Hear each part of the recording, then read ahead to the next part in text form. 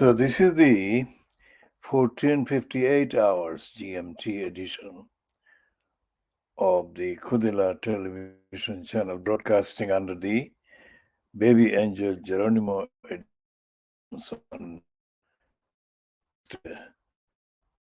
of March 2023. We shall be talking a lot, both about the police, the so-called Casey review of the London Metropolitan Police, and also the House of Commons, London House of Commons Privileges Committee, asking questions of Boris Johnson about the Partygate, flouting of the rules. So let's check what is happening with the Boris Johnson episodes.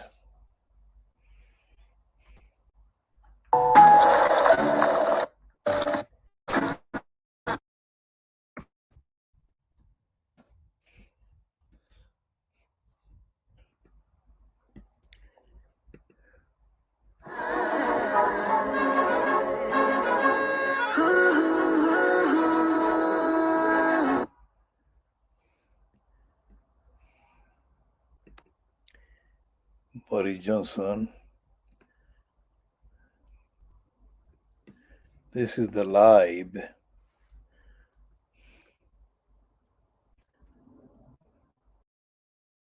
on Sky News. If there is any sound coming up.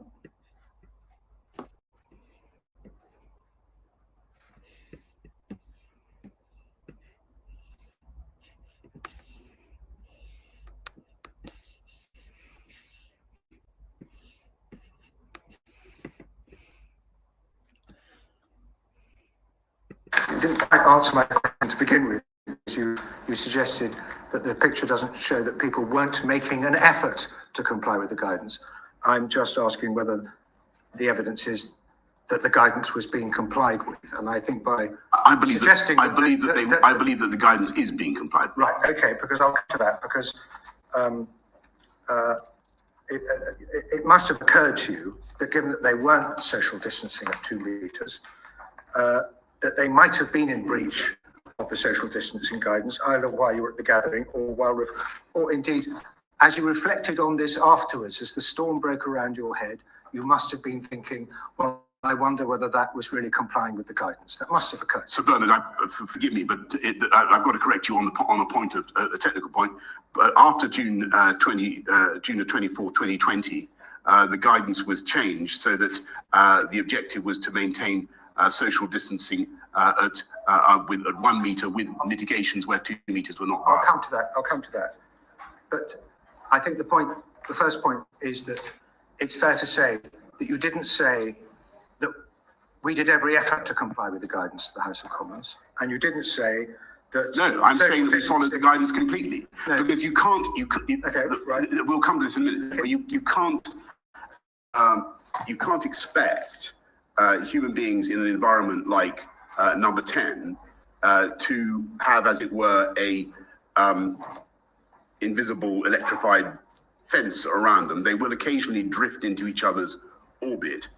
When I saw that, it did not mean to me that we had breached the guidance. It meant that we were following the guidance to the best of our ability, which was what the guidance provided for. And the guidance provides for freedoms within the practical framework of the operation or the business to decide how you're going to implement the guidance. The measures that you referred to at the outset need usually to be complied with.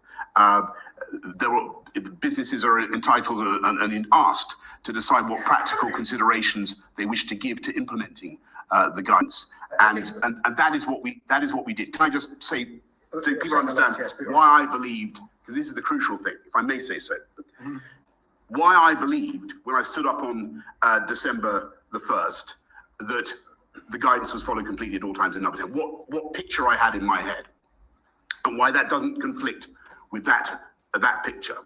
The answer is that I knew from my direct personal experience that we were doing a huge amount to stop the spread of COVID within the building. We had sanitizers, we had windows were kept open, we had people working outdoors wherever they could, we had Zoom meetings, we had restrictions on number of people in rooms, we had perspex screens between desks, and above all, as I said, we had testing, regular testing, which went way beyond what the guidance prescribed, and which in my view helped mitigate the difficulties we had in maintaining perfect social distancing. I'm bound to say that if you'd said all that at the time to the House of Commons, we probably wouldn't be sitting here, but you didn't. And the question is that the question is about what the guidance actually says. And I noticed you taking a little advice at that point on the question of the guidance. Can I just read to you, it's on page 6 of the bundle, what the guidance actually says. You must maintain social distancing in the workplace wherever possible. Where the social distancing guidelines cannot be followed in full in relation to a particular activity, the businesses should consider whether that activity be redesigned to maintain a 2-meter social distance, or 1 meter with risk mitigations where 2 meters is not viable. And the mitigating actions include using screens or barriers to separate people from each other. So where in the picture are there screens or barriers? So there were screens or barriers in the, I believe, in the adjacent press room from memory. Well, this is an impromptu gathering at which I'm thanking staff, at least one member of staff, for his contribution during COVID. I believe it was an important part of my job to do that. That was the best place to do it. I accept that perfect social distancing, Sir Bernard, is not being observed, but that does not mean that what we were doing, in my view, is incompatible with the guidance. The guidance specifically allows for workplace freedoms to decide how to implement it, and the operative conditional is where possible. Now, do not for one moment believe that people in number 10 did not operate social distancing, because they did. And they took great effort, they made great efforts in my view, and to my memory, to stay apart from each other. But that didn't mean that they were able to stay apart from each other the whole time. That's what I'm saying. Well, that did not conflict with the guidance. Nobody is devaluing the efforts of anybody in number 10 during the COVID, including you, by the way. And the public service you gave during your period as Prime Minister during the pandemic. All we're asking is to, I'm afraid it's our obligation. I'm trying to explain to you why I said that the guidance was followed. I'm halfway through a question. All I'm saying is that we've got to find out, establish in our minds, whether what you told the House of Commons was strictly accurate. And the guidance goes on to say, where social distancing guidelines cannot be followed in full, even through redesigning a particular activity, businesses should consider whether that activity needs to continue for the business to operate. And if so, take all the mitigating actions possible to reduce the risk of transmission between the staff. Now, nobody is disputing that it's the right thing for you to thank your staff.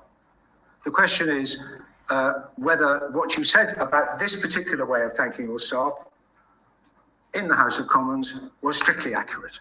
And indeed may have been misleading. That's what we're asking. Well, I don't believe for a second that it was. The guidance does not say you can have a thank you party and as many people in the room as you like. If you think it's very important to thank people, the guidance doesn't say that. Let's just go back over that. I believed that this event was not only reasonably necessary, but it was essential for work purposes for the reasons that I have given. I've described the constraints in which we were operating in number 10. If you wanted to have a rapid gathering to thank people, this was the place to do it. There aren't, in fact, that many people there. I accept that the pixelation makes it difficult to work out exactly who is where. I accept that perfect social distancing is not unpixelated. Sure, but the public can't see that. Yeah. The public can't see that. Yes, but that's not.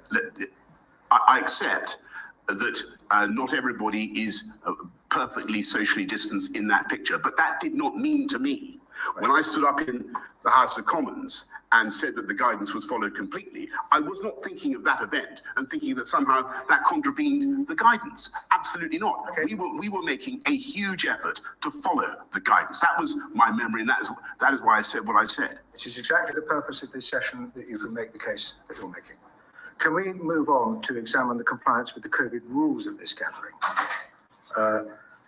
As we heard in the clips earlier, you told the House the rules were followed at all times, so you must have thought the gathering was reasonably necessary for work purposes, as was then required by the regulations. We know that the gathering attracted fixed penalty notices. So in fact, the police have judged that it broke the rules. Why did you think it was within the rules? I thought it was essential for work purposes, or at least reasonably necessary for work purposes, because for the reason I've given, Sir Bernard, that November the 13th was a day in which two senior officials, senior advisors in government had left their jobs in very, very difficult and challenging circumstances. And it was necessary to steady the ship. It was necessary to show that there was no rancor, that the business of the government was being carried on. That's what we had to do. That's what I had to do. I know that, but it's what you said about it to the House of Commons is what matters. We know it was a leaving event for a member of staff. The photographs we've just seen do not seem to show any actual work being done. Why did it not occur to you that it at least might have been in breach of the regulations, at least because it was not reasonably necessary for work purposes? So did you say, did it occur to me that it might not be reasonably necessary for work purposes? Yes. No, it didn't occur to me for 1 second that it wasn't reasonably necessary for work purposes. In that particular way, and say that particular thing about the way that event was actually carried on. And I really, to this day, and as I said earlier on, I struggle to see how I could have run number 10, run hundreds of officials who needed to be thanked and appreciated for their work in very trying circumstances without having brief farewell events of a kind that, at least insofar as my participation was concerned, did not fall foul of the rules. I just remind you of that key point about that event. I was not. I was there for a maximum of 20 minutes or 25 minutes, I think. I gave a short speech. Could I cut in? What I did was not found to have been in breach of the rules. Could I cut in at this point? Because how long you were at the gathering is not a question. No, I understand that that. Mr. I understand that, Sir Chair. Bernard is asking you. And while I'm interjecting, you raised the question of imperfect social distancing. Social distancing, hands, face, space, which is the space part, is either 2 meters at this time, or it's 1 meter with mitigations. 2 meters and where Sir Bernard, possible. 2 meters. 2 meters where possible. 2 meters or 1 meter with mitigations, which is screens. It doesn't say 1 meter where possible. It doesn't say that. The objective of social distancing is to maintain social distancing wherever possible. That's So what it what says. is the notion of a less than perfect, an imperfect social distancing? but that's- Because you were telling Yes. the country to do social Yes, distancing. but so did we in number 10. And but I'm sure, by the way, that up and down the country, in spite of people's observance of social distancing, there were times when people drifted within 1 or 2 meters of each other. That is, I'm afraid, just inevitable. And we had a particular problem in number 10 because, as I said earlier on, we had to call meetings at great speed. We had large numbers of staff that had to come into the building because we needed to get a variety of opinions, even though we had loads and loads of people also on Zoom.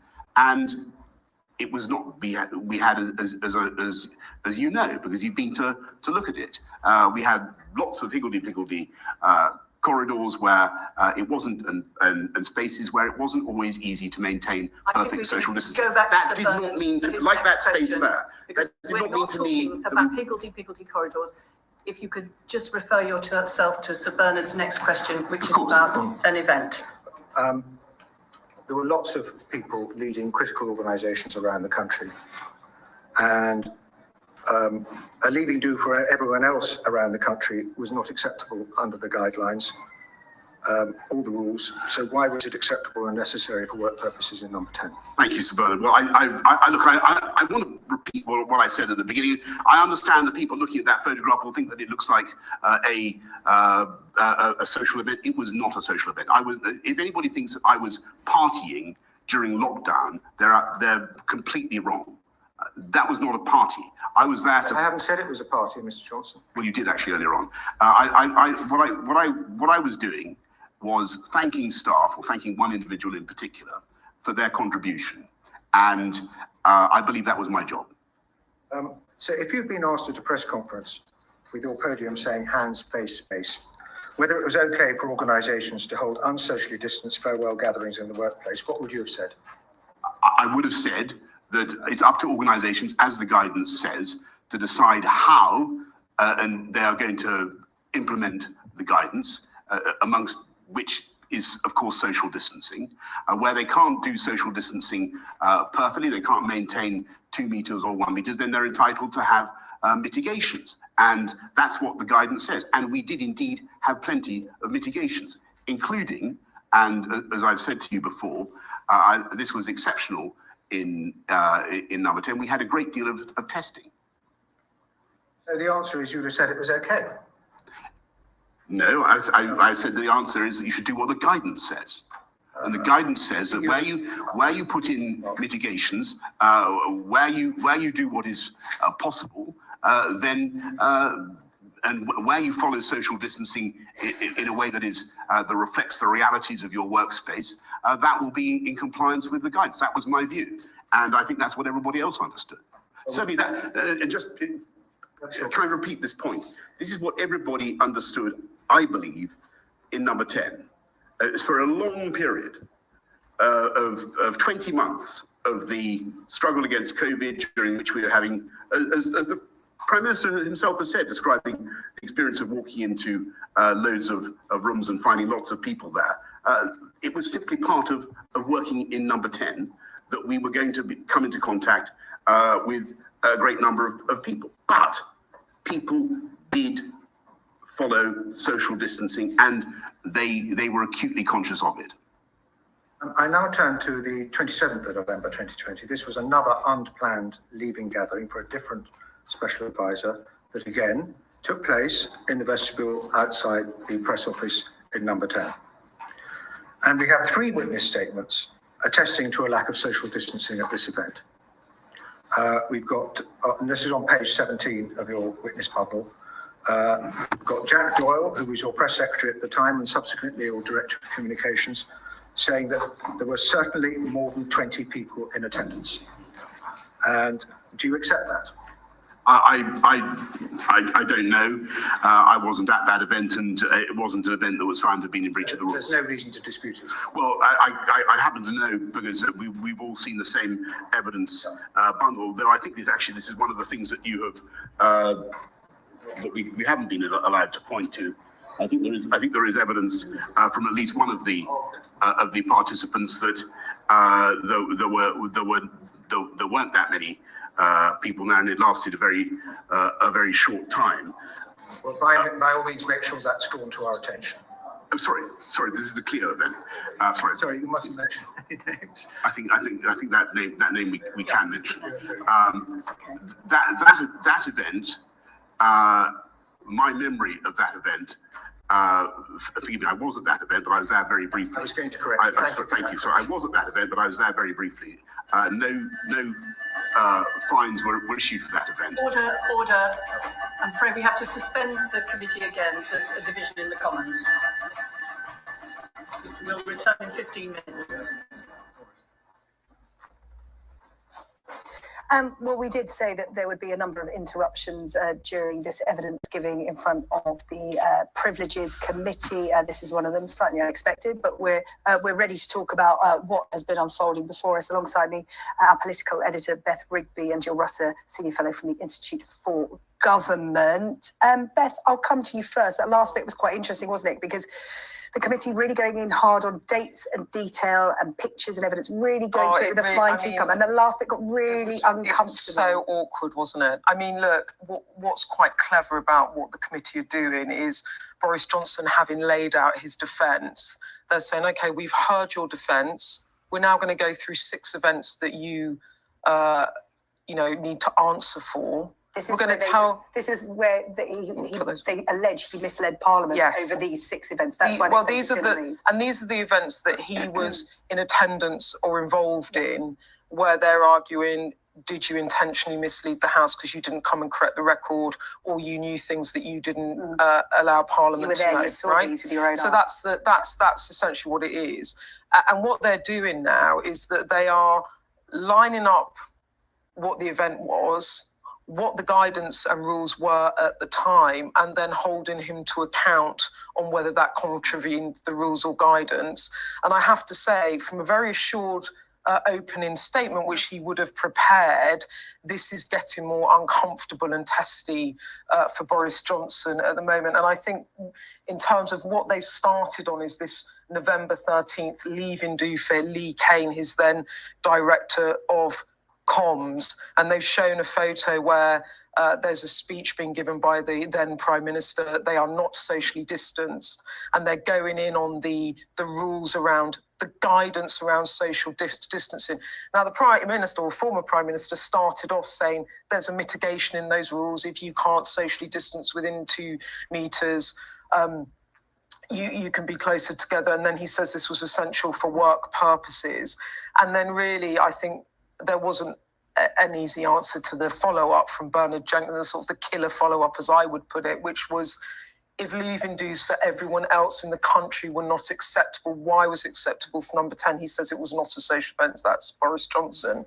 And then Bernard Jenkins really gets to the nub of it. He said, if you were asked at the podium, the coronavirus podium, if it was okay to hold a socially distanced farewell gathering, if an organisation was that okay, what would you have said?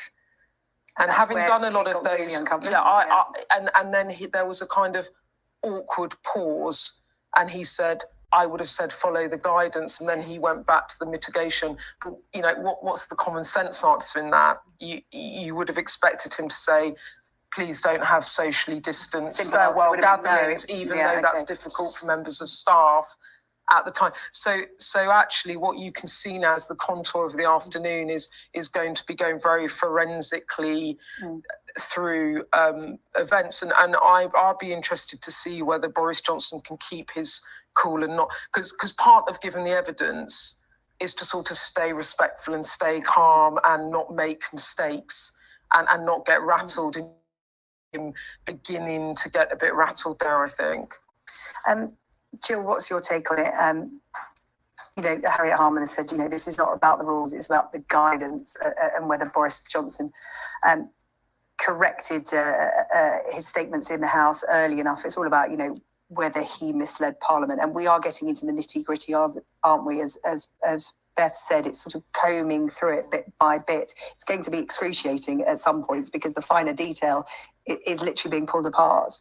Yes, we've got this sort of new concept of, perfect social distancing versus sort of possibly not really quite good enough social distancing. I thought it was quite interesting, as Boris Johnson was saying, we did, number 10, I've worked in number 10. Number 10 is a very difficult place to manage as a socially distanced workplace. It's not a modern office building where you can do things. It's cramped. It's a cramped old townhouse. It's a cramped old house with people working really quite closely together. I mean, it's one reason why COVID went through it like wildfire, really at the start of the pandemic, because it is really difficult to impose genuine social distancing in number 10. I mean, he was pointing out, I thought it was quite interesting, he was pointing out, we did have screens, we did do things, but what was very clear when they gathered for this, leaving party, they left their screens behind. There could have been something where the Prime Minister had gone into a room with screens and just dropped in and said... But he basically said all the screens were in the other room. Screens were in the other room, so we brought people out of the place where we put the mitigations in place and had a gathering somewhere where those weren't there, so we left those mitigations behind. And I think one of the real problems for the Prime Minister is everybody is benchmarking. This is the Sky News live broadcast, and 3 of the people discussing what has happened so far during the break that had to be called because of the House of Commons itself voting. Leave, but we were doing them as Zoom events and things like that. So I think everybody else is saying, did we think that the guidance gave us a license to bring everybody together in one physical space, maybe saying keep your distance slightly and have a speech in the way we normally would? And I think it's quite interesting that the former Prime Minister is saying it never really, he's coming over as very unreflective about what his guidance meant and worked out. He could, number 10, approve the guidance that went out.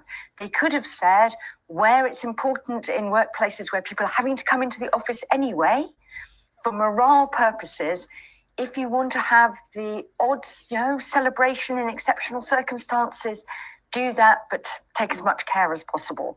That was clearly the exemption number 10 were applying to themselves, but it's not something I think that most other people reading that guidance thought was what the government was intending, because it looks at variance with their public health messages. So I think, the Prime Minister not even giving pause for thought about is this okay, I think is quite an interesting reflection, possibly into the way that the number. If I go back to that time, in number 10, they were certainly working.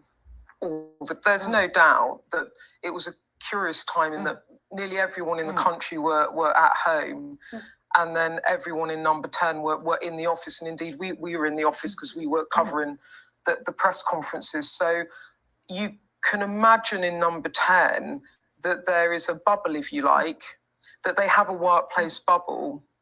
And some of the guidance that they have issued to the country, it gets a bit sloppy, or they don't really notice because they're working. It's almost like they become a work bubble. And also Boris Johnson kept referring to the fact that they have more testing than most of the workplaces. But I think, the point of it, the counter argument to that would be, if you have set the rules and you're asking people to follow the rules, then you really have to implement the rules yourself to the highest degree, because you have to be beyond reproach. If you're asking people to make sacrifices, you have to, the classic lead by example. And I guess that is part of the issue here. I can understand, though, what the number 10 mindset would have been, that it became the culture. So people didn't necessarily think about, they actually thought, well, we're at work and we're working, but we're just going to have a drink at work, not necessarily mindful about how that would be perceived to people, as you said, not being able to have a leave an event and not being able to go into the office, or not being able to, it goes much further than this, is not being able to go and visit a sick relative, not being able to visit a parent in a care home, not being able to attend someone's funeral. That's the problem, when there's a perception in the country about huge sacrifices, and then Boris Johnson saying that, but there was all these mitigations, and saying there, well, it was a necessary work event because someone was leaving. And he said it was my job to thank them, but a lot of people go, well, bosses did have jobs to thank members of staff that were leaving, but as you pointed out, Jill, it was done over Zoom. It certainly wasn't done with a speech with lots of people. And Boris Johnson kept referring to the photos, saying, the pictures don't show a party, they show a few people gathered. But you could also argue the other point is you don't show what's going on behind the photographer. How many other people? No, and also it's just a snapshot. And going back to what Jill said about sort of no reflection from the former Prime Minister about, well, in retrospect, was this the wrong thing to have done? I think you're absolutely right that in the defence, there is no reflection on, actually, I appreciate that this looked terrible, or, it is a full throttle and full-throated defence of his actions, and reflecting, I think, what I said at the beginning, which he genuinely believes that he did not mislead the House. And Beth, I just want to bring our viewers some more information on an exchange we had between Harriet Harman and Boris Johnson, talking about letters that have been exchanged between Harriet Harman and Boris Johnson's solicitor. The Privileges Committee has published that letter, as Harriet Harman said they would, from Boris Johnson's solicitors, complaining about the evidence bundle. This is the key bit from Boris Johnson's solicitor's letter. It says the committee has refused to include within that evidence bundle highly relevant material which supports Mr. Johnson, therefore is highly relevant to the hearing. We have real concerns about the fairness of the process adopted by the committee and the fact that the material which is being published provides an incomplete record of the evidence. They say we invite the committee to publish a full, which Boris Johnson himself said, as soon as possible, all of the evidence that was provided to the committee by the 23 witnesses and all of the Sue Gray material requested for inclusion in that call bundle by Mr. Johnson. Failing that, we ask the committee to make it clear on its website that the call bundle is not agreed with Mr. Johnson and to publish a copy of this letter to explain the reasons for that position. This is Harriet Harman's response. You have had disclosure of all that material for more than 2 weeks. You could have asked for any of this material to be verified by the witnesses concerned. You have not done that, and you have not asked the committee to do that. The committee takes its obligations of confidentiality and to junior civil servants very seriously. You only asked to rely on this material that is not in evidence at 3 in the afternoon on Monday this week. That's less than 48 hours before this evidence session. This inquiry does not finish with today's evidence session. You are entitled to obtain witness statements, which we will consider. You have all the material in the master bundle, and you can refer the committee to that without prejudicing confidentiality. Put that into perspective for us, Beth. What does that exchange mean? I kind of put it into slightly the perspective of you're trying to play the woman, not the ball. And what I mean by that is that there's two things going on here. There's the substance of the inquiry, the questioning on the events, what were the guidance, what did he know, what didn't he know? And there's a separate thing going on here about the credibility of the committee, whether the committee has been prejudicial to him, which is what he basically put to the chair at the beginning of the hearing. And now what he's saying is that the evidence is incomplete that was published, and it distorts the truth about the evidence. Now, the issue for the committee, and Harriet Harman made it very clear, is you can't just publish pieces of evidence that you have obtained in message with a confidentiality agreement. I don't know what the terms were, and then just publish it without that person's permission, which is why when inquiries are done, people are very careful about redacting names and protecting people's identity in these cases. And I think Harriet Harman is making the point that you had a lot of time to try and get redactions or permissions in order for that to be published, and you haven't done that in a timely manner. But I go back to the point that this is partly about the process, isn't it, Joe? About the process of, is the committee legitimate? Is it impartial? And Boris Johnson sort of arguing, his lawyers arguing that partial evidence has been published which distorts the view, all adds to that argument from his perspective. Well, the committee is back. Let's listen in. That's not wherever possible. It doesn't say mitigations wherever possible. They are essential if you cannot do 2 meters, and we couldn't see any mitigations in the photographs. Oh. Also, Sorry, Sir Bernard, if I may, what the guidance says, as far as I can see, is that it ensures work or 1 meter with risk mitigations where 2 meter is not viable wherever possible. That conditional wherever possible governs both 2 meters and 1 meter. Okay, well, we will address that point in our report. We will take consideration of what you're and the next. And I don't think we agree with your interpretation of the guidance. That but I mean, can I say this is a very important point. No, because whatever your interpretation of the guidance may be, what matters, if I may respectfully say, is what I believe to have been our efforts to follow the guidance, why I thought that they were credible and wholehearted, and what I was thinking of at the time I spoke. And ask you to allow Sir Bernard to ask his next question. Of course. Thank you very much. We were talking about the 3 witness statements about the 27th November 2020 event, which was a leaving event for another special advisor in the vestibule number 10, where there were certainly more than 20 people, and I think you accepted that. Sorry, can I come back on that? Okay, certainly. I think there's conflicting evidence on that point, and Right, if you look okay. at what Sue Gray has to say, she says 15 to 20. But we're not relying on Sue Gray's evidence, isn't that ironic? So are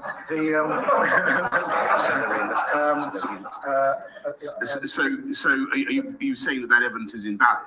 No, I think that any evidence collected by Sue Gray has to be independently verified with a statement of truth, which is why we can't publish the evidence, the material which you've given us, which has not been accepted. Perhaps it'd be helpful if I gave my evidence about it. Well, I think it'd be very helpful if there anything in Sue Gray's witness statements that were collected in the interview notes would be dealt with separately, as the chairman described I think earlier. it'd be helpful if Sir Bernard was enabled to ask his question and you would give a succinct answer.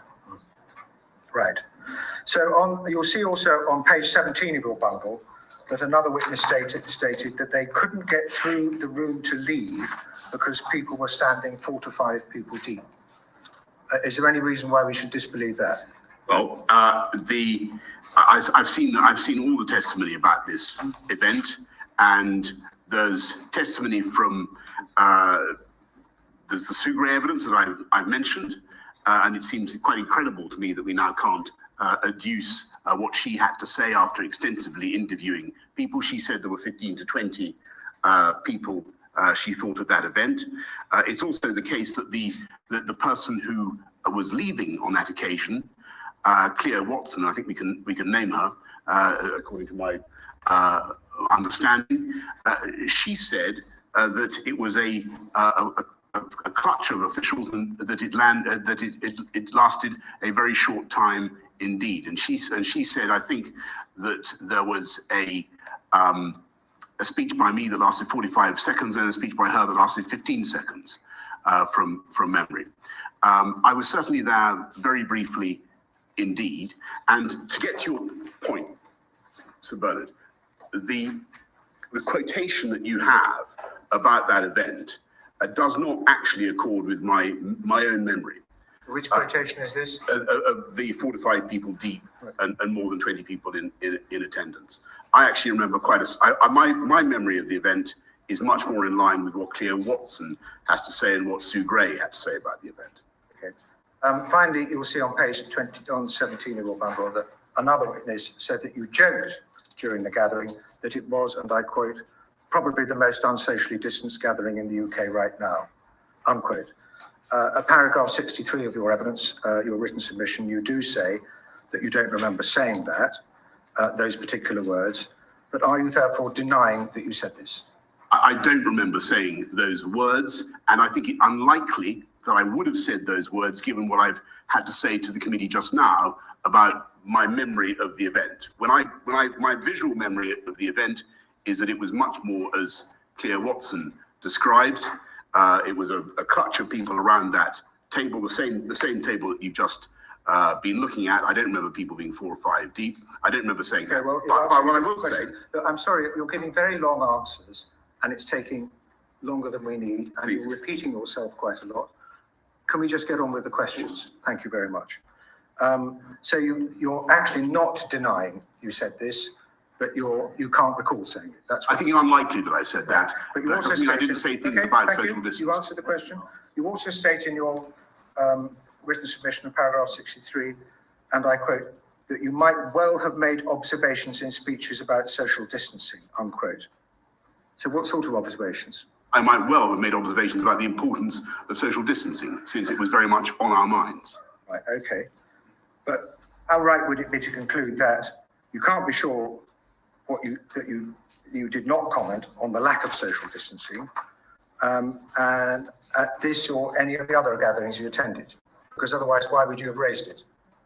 Sorry, I don't understand the question. Well, I'm just you're not denying you might have said that what I read out. I think it's unlikely, given the number of people that I remember seeing. I think it's unlikely, given the number of people I saw. It would be quite fair to conclude that that you did comment on the lack of social distancing at events. It's quite fair. It's certainly likely that I would have drawn attention to the importance of social distancing, since that was very high in people's minds. To the importance of social distancing, if everyone was obeying social distancing, obviously it's because as we've just extensively discussed, there might be occasions when people gathered together at high speed and where social distancing was imperfectly observed. Well, that did not mean that I thought the guidance was not being followed, but given all that I've said earlier about observing social distancing where possible. Well, you do accept that the evidence we have under statement of truth that indicate that those who were at this gathering very clearly indicate that there was insufficient social distancing at this gathering. You do accept that? I say that some of them do, some of them don't. And we've established that you were familiar with the social distancing guidance, you were at the gatherings, there was a lack of social distancing, so it must have been, yes, obvious to you at the time, and even more obvious on reflection afterwards, as this whole thing broke around you, that it was in breach of workplace guidance relating to social distancing. No, that's not correct. What I thought was that we had done our best to implement the guidance, and in fact had thoroughly and completely implemented the guidance, but clearly when it came to things like social distancing, as the guidance explicitly provides for, it was not possible at all times to have perfect social distancing, and that you could have mitigations. But as recently as the 25th of May, you said it was certainly the case, 25th of May 2022, last year, it was certainly the case that social distancing guidance was being respected at all times. But I think you're now saying it was imperfect. Sorry, what I'm trying to, there's a confusion between social distancing and the guidance. The guidance comprises social distancing amongst other things. And what we were trying to do was follow the guidance to the best of our ability. That meant that sometimes social distancing could not be perfectly observed. There were other mitigations we put in place. The guidance also said that only necessary participants should physically attend the workplace meetings, absolutely necessary participants. It said So usually. It said usually. When you attended these events, when you didn't even know who was attending, how are you so certain that everyone there was absolutely necessary to attend these events? Bernard, these events were, of course, not organised by me personally. I relied upon my excellent officials to make sure that we had the right people in the room. Thank you, Mr. Johnson. Mr. Chair. Okay, thank you. We'll now move on to examine two gatherings that took place earlier in 2020, both of which you attended, Mr. Johnson. We'll look at the gathering which took place on the 19th of June 2020. This was a gathering in the Cabinet Room to mark your birthday. We'll also look at the gathering that took place on the 20th of May 2020, which was a gathering for staff in the number 10 garden. Yeah.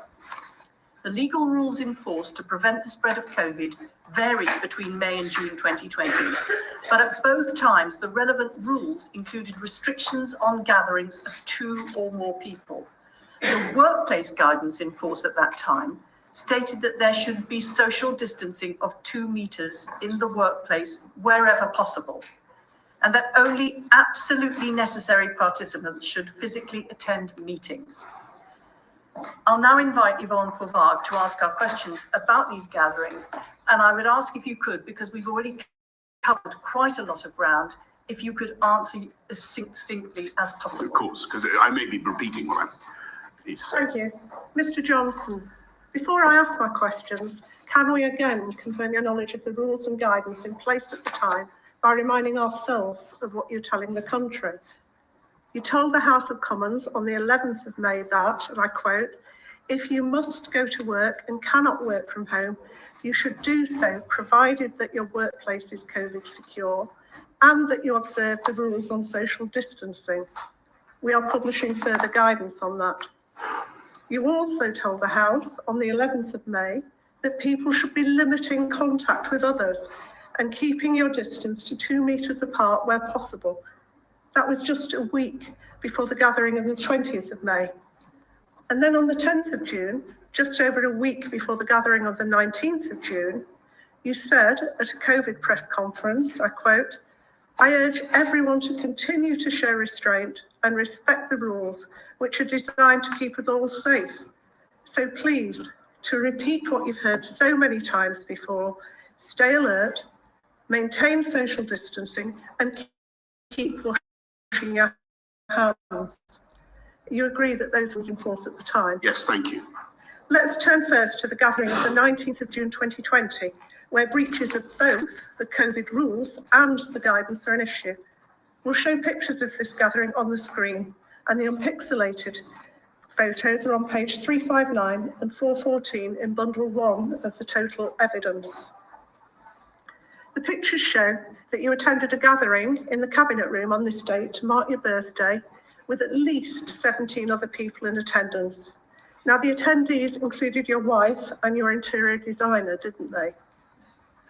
They certainly included my wife and son, and yes, there was a contractor who was working in the building who popped her head round the door very briefly. So there was your wife and your interior designer were present, and you were issued with a fixed penalty notice for this event. And you've just confirmed that at least 2 people attended who were not work colleagues. Why did you think this was reasonably necessary for work purposes, as was required by the rules at the time? But this was an event that took place, as you say, on my birthday. I'd come back from a long external visit.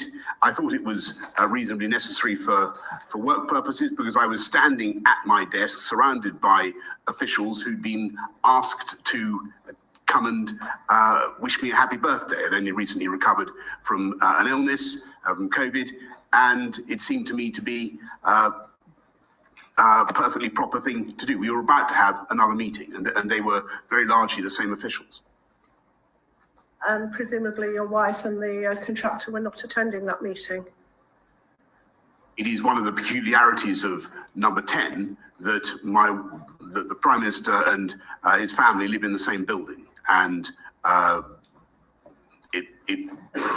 my understanding of the rules is that the Prime Minister's family is entitled to use that building and use every part of that building. Turning now to the guidance in respect of that event.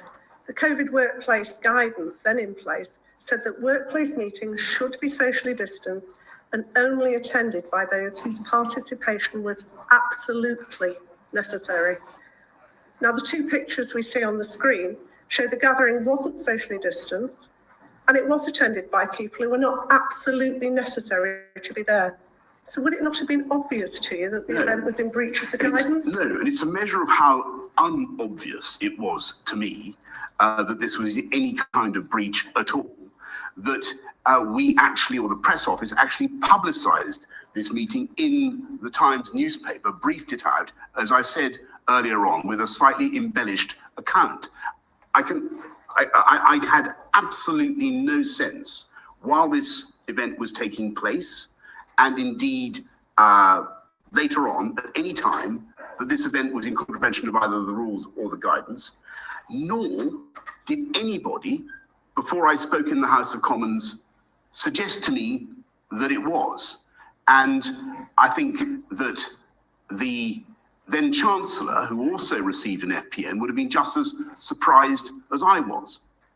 You didn't reflect on the event afterwards as to whether it was in both rules and guidance before you spoke in the House of Commons? No, I didn't. And that's because it was a long time ago. I'm afraid it had entirely slipped my mind, and I thought it was a completely innocent event. It was a very brief event. I'm standing at the desk, at the place I would have normally sat. It did not strike me as being anything other than an ordinary common or garden workplace event. So can we now turn to the 20th of May 2020, and that was a gathering in the number 10 garden for staff. We've evidence that you were present at this gathering while you were there. There were up to 40 people also there. And at this time, a gathering had to be essential for work purposes to be within the regulations. Now, we've got evidence that the email invitation for this gathering, which was sent by your principal private secretary, Martin Reynolds, was sent to 200 odd people, and that it encouraged staff who attended to bring their own alcohol. That's on page 35 of your bundle. Did you see the invitation email at any time before it was made public? No. You didn't see the email itself, but were you aware that the email was sent to 200 odd people and invited staff to bring their own alcohol? So what was your understanding of the purpose of the gathering? To thank staff who've been working very hard on COVID, and it seemed to me, and I think I was told about it only shortly before I was ushered out into it. The purpose of it was to thank them in a obviously a ventilated area, the garden. But did you discuss the purpose of the gathering with any officials before it took place? Yes, I think I would have been told, I mean, I don't remember it, but I think I would have been told that the COVID team is gathering outside. It's been a very tough time. This was a day when the cabinet secretary had just stepped down. I think the civil servants needed to feel that, as I said, in respect of another event, that the business of government was being carried on, and they needed to be able to feel thanked and motivated for their work, and that's what I did. You were aware of the gathering before it took place? Briefly, yes, but I think it was, one of those things where, as I think Sue Gray may point out in her report, I don't know what value we now attach to it, but when you're Prime Minister, you move around, quite rightly, your officials give you the next thing to do, and you go and do it, and this was the next thing to do. I then went and had a telephone audience with Her Majesty. We've evidence that some officials and advisors felt the event shouldn't go ahead. On page 34 of your bundle, your then Director of Communications, Lee Kane, describes the tone of the email invitation as clearly social and in breach of COVID guidance, and says he raised concern about it with Martin Reynolds. Another official gave us evidence saying, and I quote, "I heard there were so many people who were unhappy about the party that they were not going to go. And they themselves said to another official that they thought it was madness." That evidence is on page 38 of your bundle. Were any concerns about the gathering's compliance with COVID rules or guidance raised directly with you at the time? No, and the individual that you mentioned who raised concerns, Lee, was, if you read what he says, he was concerned about the optics, not about the rules, and he himself attended the event, and certainly no concerns were raised with me. If the event had been within the rules, why was he concerned about the optics? I think I can't say. I think he was concerned about the impression that people might gain if they looked over the garden wall, if they were coming from the media room, and thought that we were doing something that other people weren't allowed to do. And I in my opening remarks, I made clear that I can see why people might have felt that way. But as I told the House when I came to report on that event, I still believe it was within the guidance and within the rules. Did Lee Kane discuss or raise concerns about the gathering with you at the time? And his evidence suggests he might have done. He said, I quote, "I don't recall if I personally had a conversation with the PM about the garden party, but it would have been highly unusual for me not to have raised a potentially serious communications risk with the PM directly." And if he had thought, and if Dominic Cummings had thought that this thing really was against the rules and should not go ahead, they would have told Martin Reynolds, and it is inconceivable that it would have gone ahead. Did Martin Reynolds discuss or raise any concerns about the gathering with you at the time? As his evidence suggests to us, he may well have done. He said it's possible he raised concerns with you. No, not that I can remember, no. Were you otherwise aware of any concerns from what you've heard or read either before or after the gathering took place? No, as I told the House of Commons about, and I gave quite a long series of remarks about this event. When I walked out into the garden, it seemed to be implicit. It was implicit in what we were doing that this was a work event. As you'll see from pages 34, 40 and 41 of your bundle, we have evidence that trestle tables were set up on which alcohol was laid out, and that the attendees included your wife, as well as advisors who were not from number 10, but from other government departments. Did you see that when you were at the gathering? I had no hand in organising this. When you talk about trestle tables and so on, it was. And there's no prohibition. Sorry. Permit me, if you would, is that she was not asking whether you organised the trestle tables with the alcohol on it. She was asking whether you saw the trestle tables with the alcohol. I did see. I don't remember what exactly was on the trestle tables. I remember going around and thanking staff for what they were doing during COVID. Now, it is perfectly possible that my wife was in the garden as well, but she was entitled to be there. And she certainly didn't receive a fixed penalty notice for that event, and nor did I. You'll also see from page 34 of your bundle that Lee Kane said he briefly attended the gathering, and that in his view, it's clear from observing it that it was a purely social function. Did you share that view? No, and that's certainly not what he said at the time, because if he thought that it was purely social and therefore against the rules, it is inconceivable that it would have gone ahead. The Metropolitan Police have confirmed that fixed penalty notices were issued in relation to that gathering, so we know it breached the COVID regulations. We know that you knew what the regulations were, and we know you were in attendance.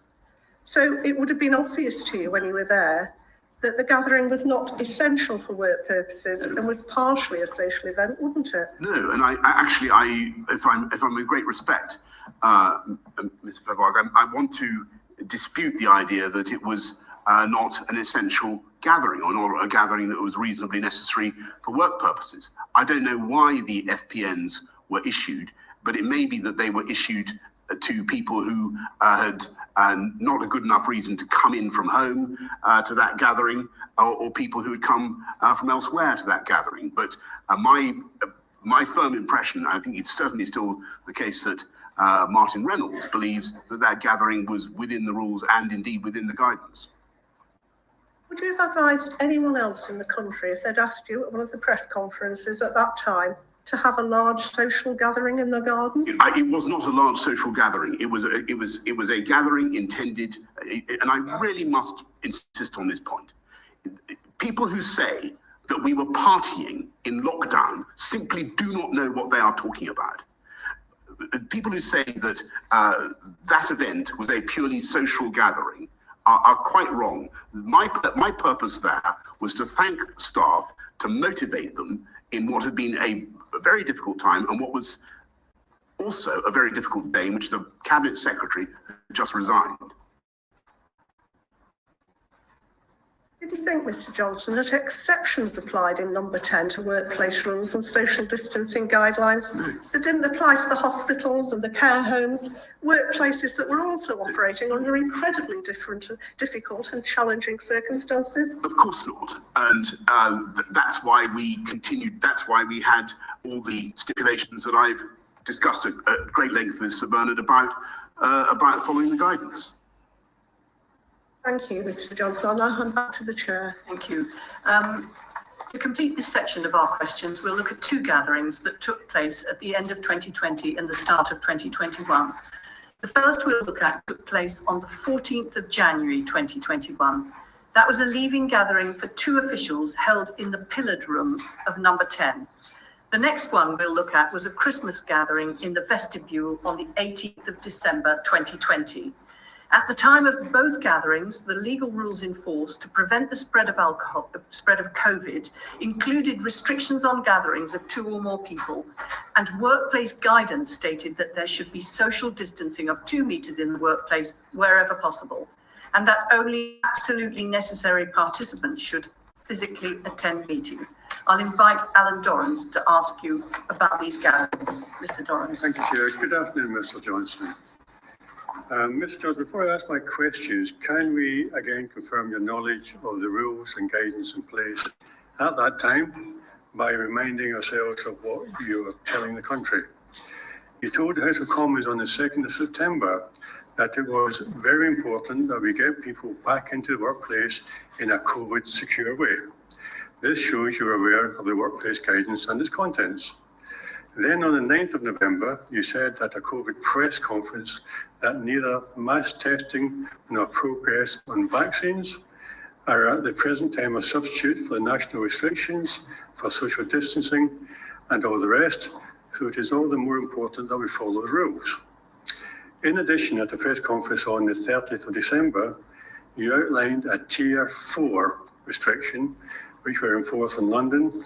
A fortnight later, when the 14th of January gathering took place, you said the restriction meant not meeting up with friends or family indoors unless they are in the same household or support bubble, and avoiding large gatherings of any kind. My first question to you, is that your understanding of the rules? Yes, thank you. Thank you.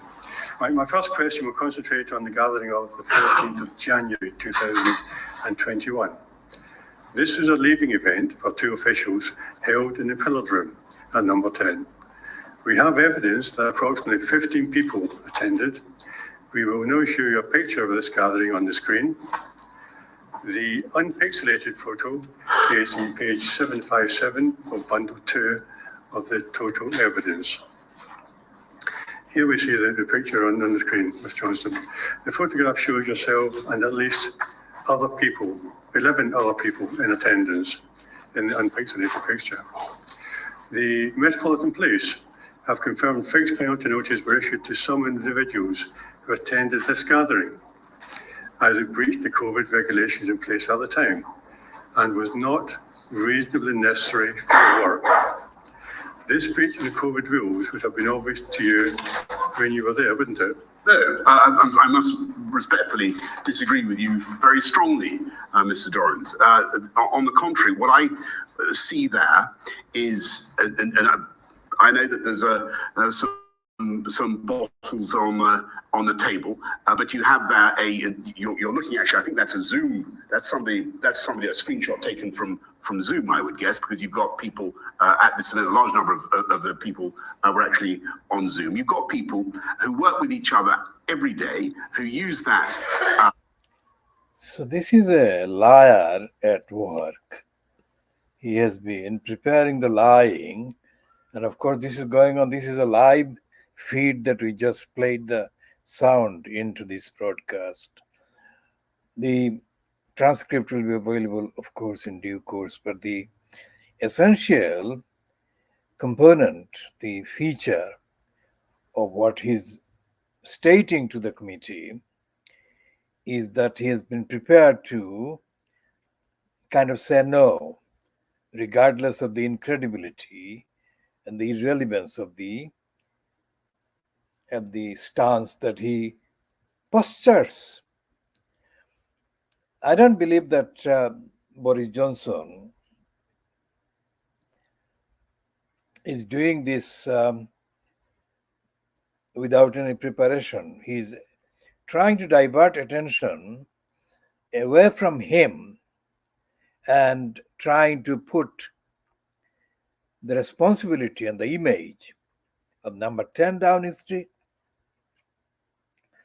his pretend gratitude to workers and all the rest of it, in order to magnify his role into something that wasn't factually happening. The role in his showing gratitude, his actual character is the opposite. And he is contemptuous of workers, contemptuous of people, and the entire career. Boris Johnson's career is full of lying. His remark about the people of Merseyside, his remark about the women, Muslim women wearing burqas, and all the other comments. He is a congenital liar, as correctly described by the former French ambassador to the United Kingdom. So this session will of course be discussed in quite additional detail afterwards. So we go back to some of the other updated issues that we had planned to discuss in this edition. Let's check what has been happening.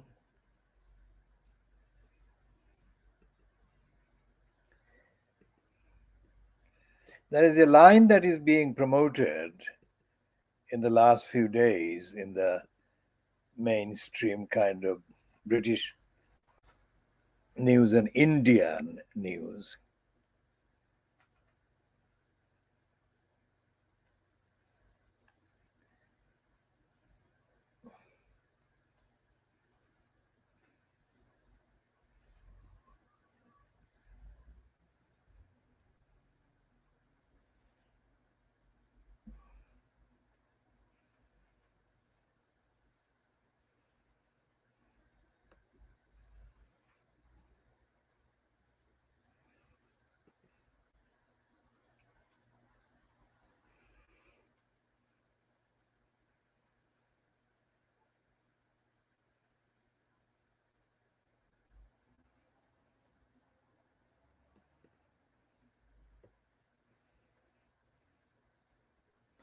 So there are new angles they are looking for about Shamima Begum. One is that Shamima Begum's friend who inspired her to join IS mocks her as a non-believer. And 2 hours ago, the Daily Mail online said the Bethnal Green ISIS bride Sharmina Begum is alive. But of course she is alive. Nobody has said she is not alive.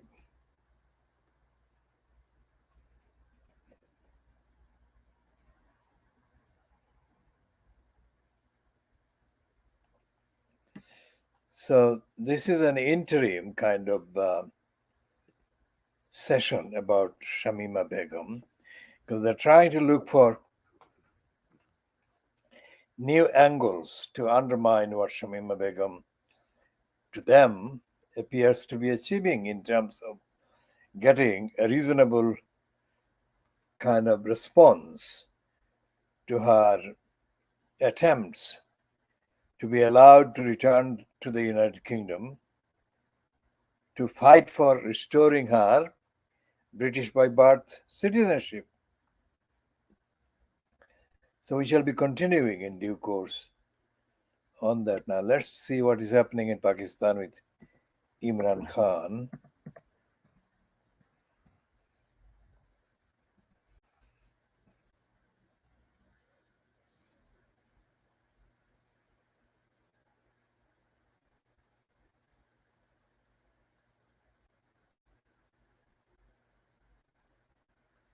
Well, there is the latest news about Afghanistan and Pakistan being hit by an earthquake and killing between 11 and 19 people at the time of the post, which appears on the BBC at an hour ago.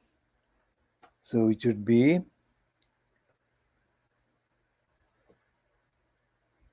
1500 hours GMT. So that is Pakistan. Let's say Imran Khan, because that was the earthquake.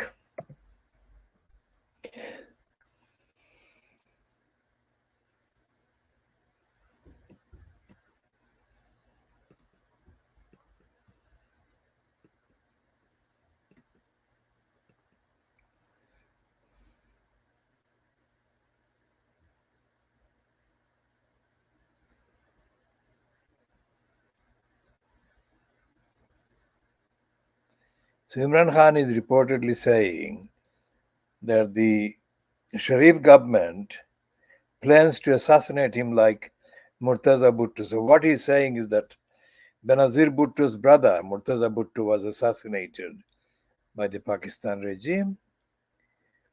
A Pakistan court on Wednesday rejected the country's top investigating agency's plea to cancel former Prime Minister Imran Khan's bail in the prohibited case. Let's see what the word prohibited is leading to.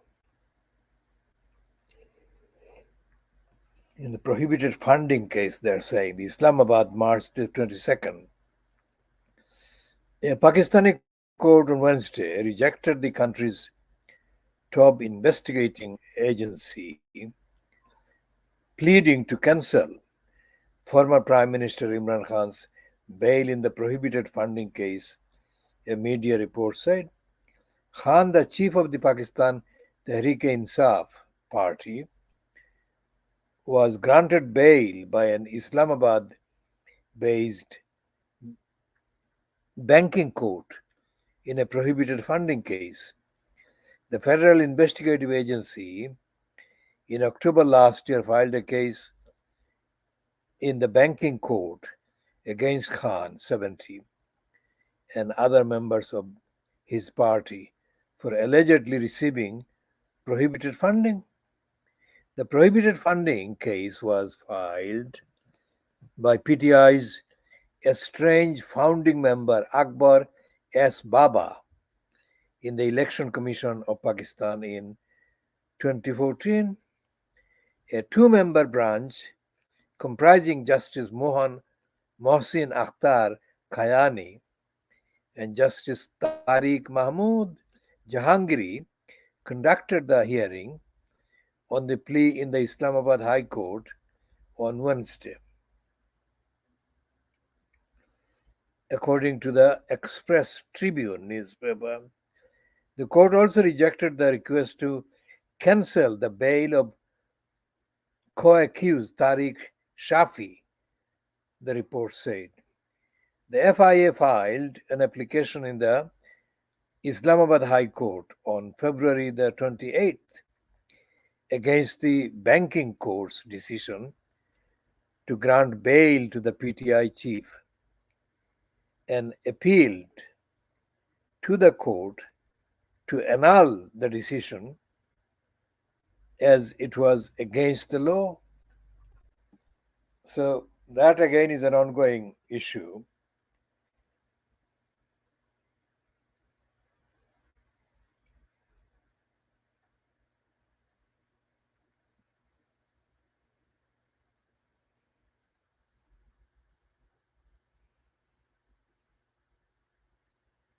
And Imran Khan is saying that the police are going to raid Zaman Park again within 48 hours.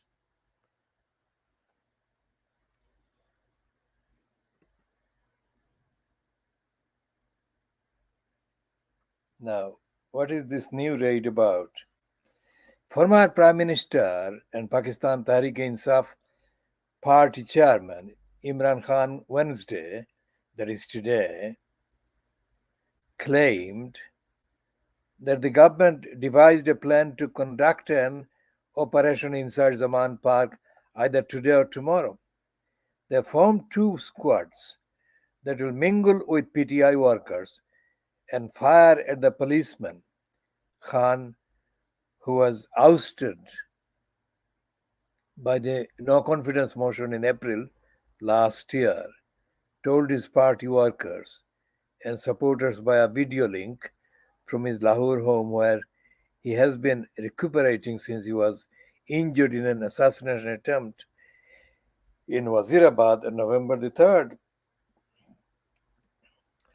Their plan is to kill people as they did in Model Town, he also said. It should be noted that in 2014, a scuffle between supporters of the Pakistan Awami Tehreek and the police force claimed the lives of at least 14 people and left more than 100 others injured during an anti-encroachment operation outside Idara Minhajul Quran in Lahore's Model Town. And Imran Khan is quoted as saying, "I want to tell the Punjab police that 5 police personnel will be killed by them, the government," he claimed, adding that his party was not looking for conflict. The cricketer turned politician urged the PTI supporters and workers to avoid getting involved in any conflict, despite their security forces' repeated attempts to provoke you all.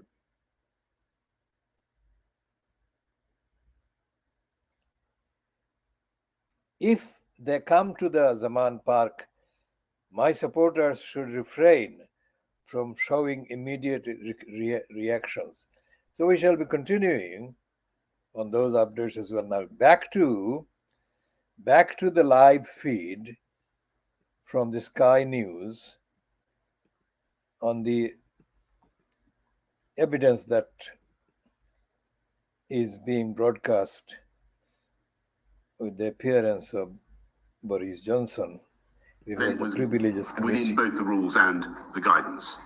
And that fortified me in what I stood up to say the following day. As it happens,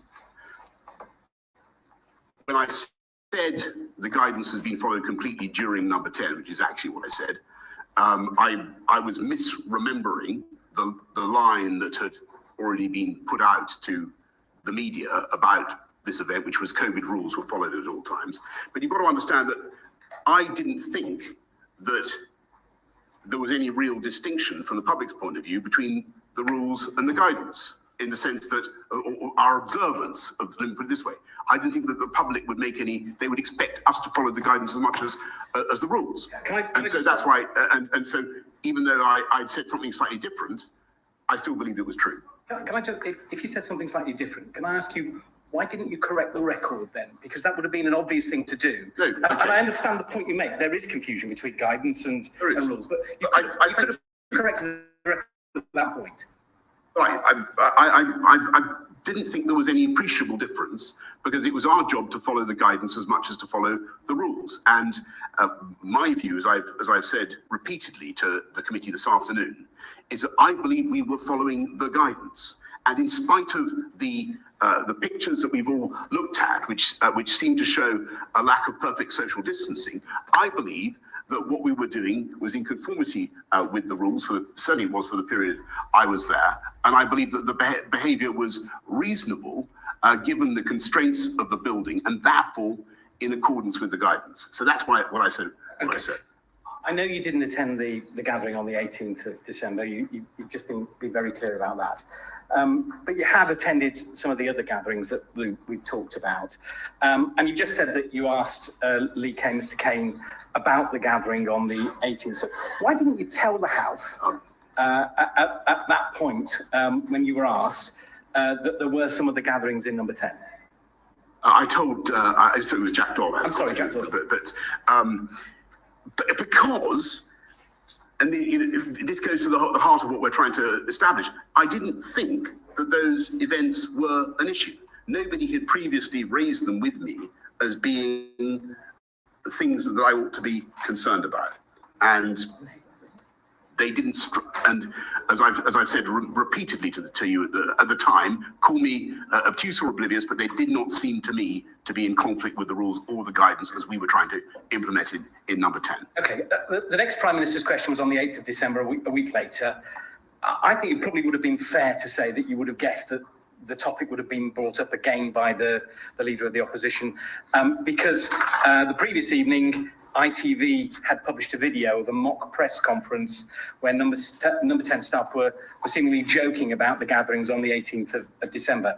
At PMQs on the 8th of December, you were asked if there was a party in number 10 on the 13th of November, and you told the House the guidance was followed and the rules were followed in Downing Street at all times. By the 8th of December, it'd been a full week since you were first asked in the House about gatherings in number 10. The issue had continued to feature on the front page of many of the newspapers, and as we later saw on the television.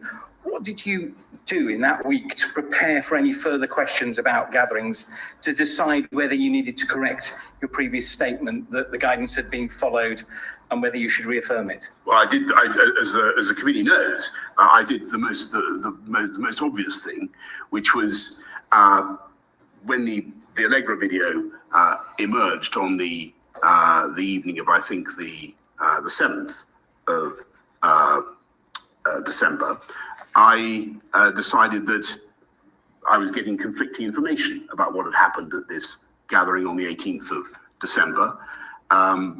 I was troubled by that. I hadn't been at the thing. I was relying on what I thought were the honest and well-intentioned descriptions of this from my trusted advisors, but clearly there was a difference of opinion. So I commissioned the Cabinet Secretary to conduct an inquiry. That's the most important thing that I did. By the end of that Prime Minister's questions on the 8th of December, you've been asked, I think, multiple times about the issue of gatherings in Downing Street, but at no point did you tell the House that you knew that there had been gatherings that you had attended, in particular the 5 we've raised with you. Why did you fail to tell the House on the 8th of December that there were gatherings that you'd attended? But Mr. Carter, you've got to understand that in my mind at the time, these did not seem to me to be improper or offensive events. So they weren't in my consciousness, because I thought they were work events. As I said to the House when we came to discuss the May 20th event, and I came to the House to explain, I made it very clear that I thought that was a work event, and indeed I still do. Having told the House on the 8th of December that the guidance was followed and the rules were followed at all times in Downing Street, you then reiterated this the following month. You told the House at Prime Minister's questions on January the 12th, I believe that the events in question were within the guidance and were within the rules. You knew what the rules and guidance were, and you personally attended at least 4 gatherings, those of the 20th of May, the 19th of June, the 13th of November, and the 14th of January 2021, for which fixed penalty notices were issued to attendees, which hadn't been compliant with the rules, and at which breaches of the rules and guidance must have been obvious to you because you were there and you saw. So the only FPN that I received was for the event that we've been over in some detail, which was the event in the cabinet room. And I think that even this committee, I venture to suggest, might concede that had they been in my shoes at that event, it might not have occurred even to them that this was an event that was against either the rules or the guidance. It certainly didn't occur to me. It didn't occur to the then Chancellor of the Exchequer. It didn't occur to the media department. We briefed that. That was the only event for which I received an FPN. All the other events, for the period I was there, I can only conclude were deemed by the Met to be not rule-breaking events because I wasn't issued with an FPN.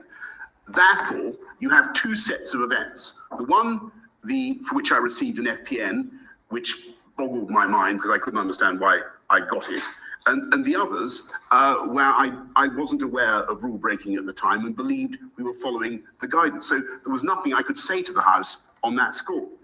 If you turn to page 61 of the evidence bundle, you can see a statement there from the then Principal Private Secretary Martin Reynolds, in which he says that he directly questioned with you whether it was realistic to argue that guidance had been followed at all times in number 10. Do you accept that you were advised not to say guidance was followed at all times in number 10, and yet you told the House that it was on the 8th of December and the 12th of January? No, so there's a couple of important points.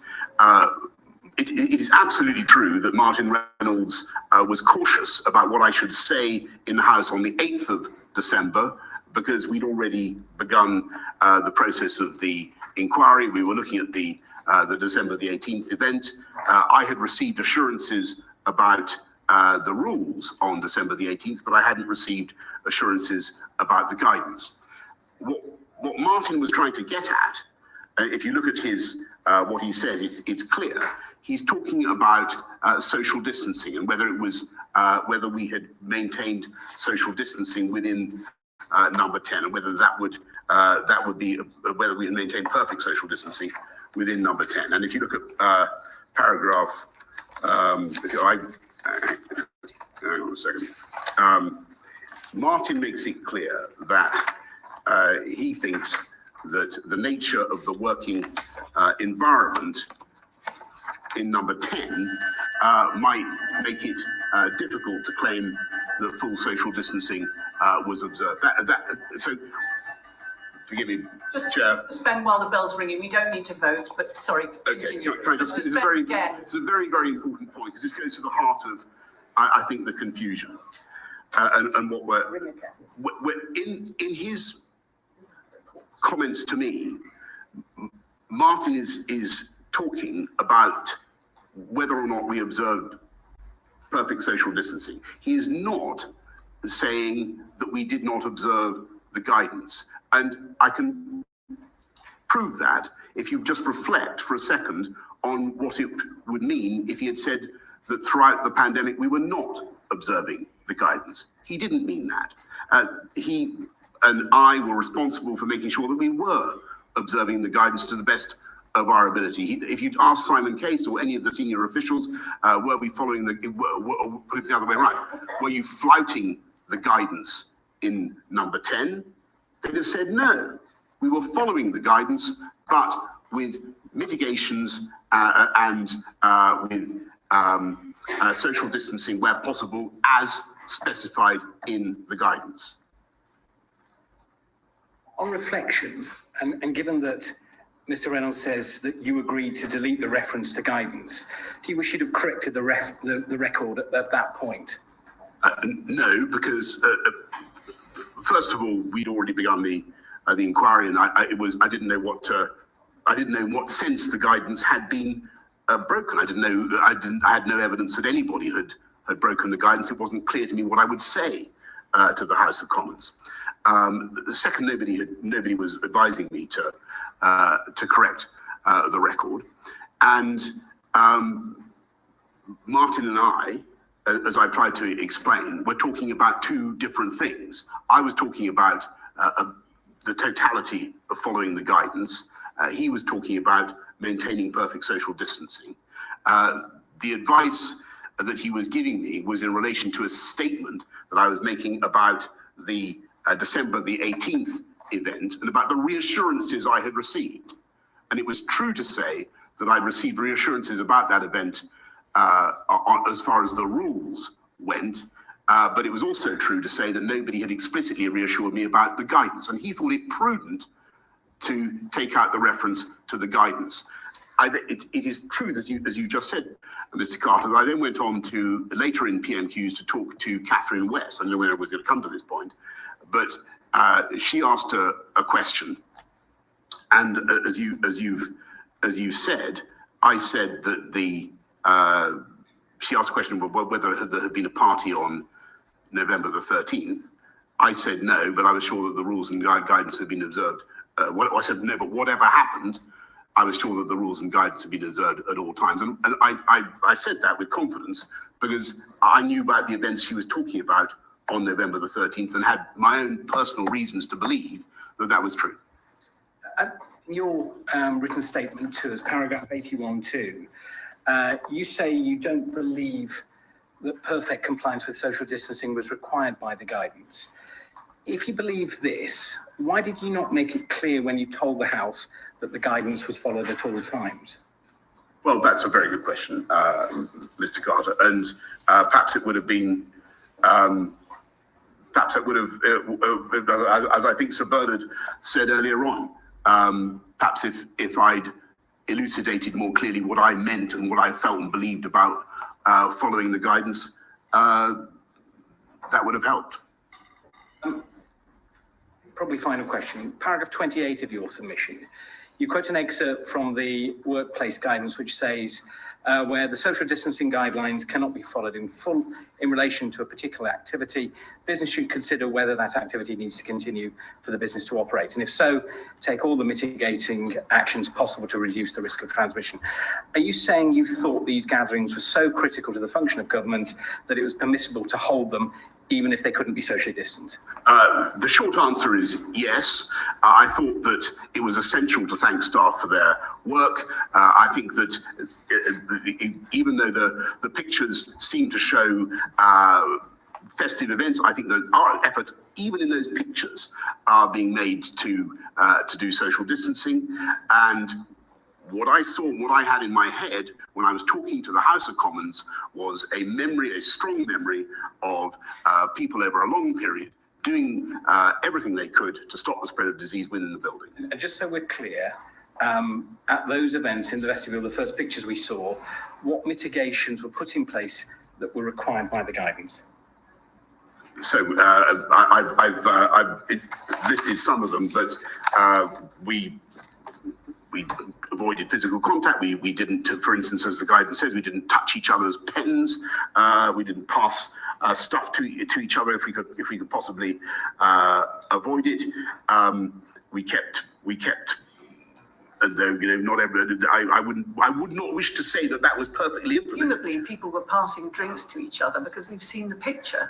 Of course, and I'm not. And this is guidance. This is guidance, and I'm not going to pretend that it was enforced rigidly, but that's explicitly what the guidance provides for. We had Zoom meetings. We had a great reduction in the numbers of people in the building overall. We had signs telling you which way to walk. We had perspex screens, and I've mentioned all this before, but it really is worth going over again because It's asking you about that specific event. If I'm not wrong, when you it'd see be the helpful. the photographs, December the 18th event. when you see the photographs in the vestibule, none of those mitigations seem to be evident. Yes, because So which event are you talking about, Mr. Carter? So the first photographs that we saw. Yes, okay, the November the 30th, the Lee Kane event.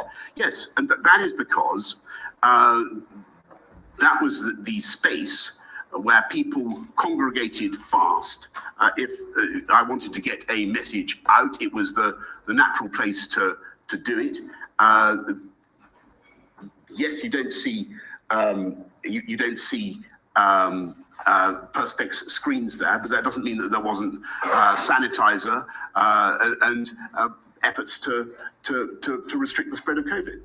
Final question for me. And just as just in all of this, bear in mind that we believed, Martin Reynolds believed, everybody responsible for the health of the building and the health of employees in the building believed that the guidance was being very considerably augmented in a way that went beyond the guidance by the testing regime that I've described.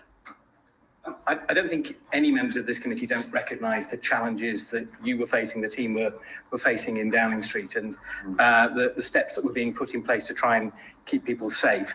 I do though want to just finish, if I may, with the comment that you made to the House on the 12th of January, that you believed implicitly that the gatherings of the 20th of May, which you attended, had been a work event. That was the event in the garden. I mean, it's being termed, it was termed in the press, the bring your own booze.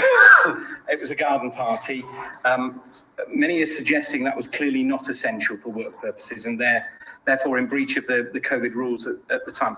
Why did you say that to the House? Because I implicitly believe that it was a work event, and as I said to the committee just now, I was ushered out into the garden, having been briefed shortly beforehand about what the event entailed. I met and thanked various groups of people who had been working on COVID. You see the numbers are calculated at between 10 and 30 or 40. I couldn't say exactly how many were there, but it was, I thought, an appropriate use of the garden. I felt it was an obvious work event. But what I said to Sue Gray afterwards, if we can mention Sue Gray, can we, Chair? What I said to Sue Gray was that when I looked back at that event, and this is what I said to the House. You know, I tried to put myself in the place of somebody, a member of the public, looking over the garden wall and seeing that. And I had to accept that even though it was, I believe, within the guidance and within the rules, I have to accept that members of the public looking at it would have thought, that looks to me like something that he's not allowing us to do. And I felt that very keenly. In retrospect, I didn't feel it at the time. Do you see what I'm trying to say? I understand that. Can I ask you one further question? I think probably all MPs that have been on days where we're very busy going from meeting to meeting rely on our advisors to guide us through where we're going. I understand what you said about that as the Prime Minister working on a busy schedule. Did you at any point question any of the events that you were going to when the advisors were taking you to them? Look, hindsight's a wonderful thing. In retrospect, I might have thought about some things, you know, post Sue Gray, post the beginning of the coming to light of everything that did come to light. I have thought about it, but no, at the time, I thought we were working. I thought we were working, and that is what, I promise you, that is what officials in Number 10 thought they were doing as well. Thank you very much, Mr. Johnson. Can we now turn to the issue of the assurances that you mentioned to the House on numerous occasions? And I'd like to ask Alberto Costa to ask you the committee's questions on the issue of the assurances. Thank you, Chair. Good afternoon, Mr. Johnson. Thank you very much for coming before this important inquiry. I'm very grateful. Could I invite the team to place up slide number 8, please? Mr. Johnson, as we've just seen on the screen, on the 8th of December 2021, in your opening remarks at Prime Minister's questions, you told the House that, and I quote, "I've been repeatedly assured since these allegations emerged that there was no party and that no COVID rules were broken."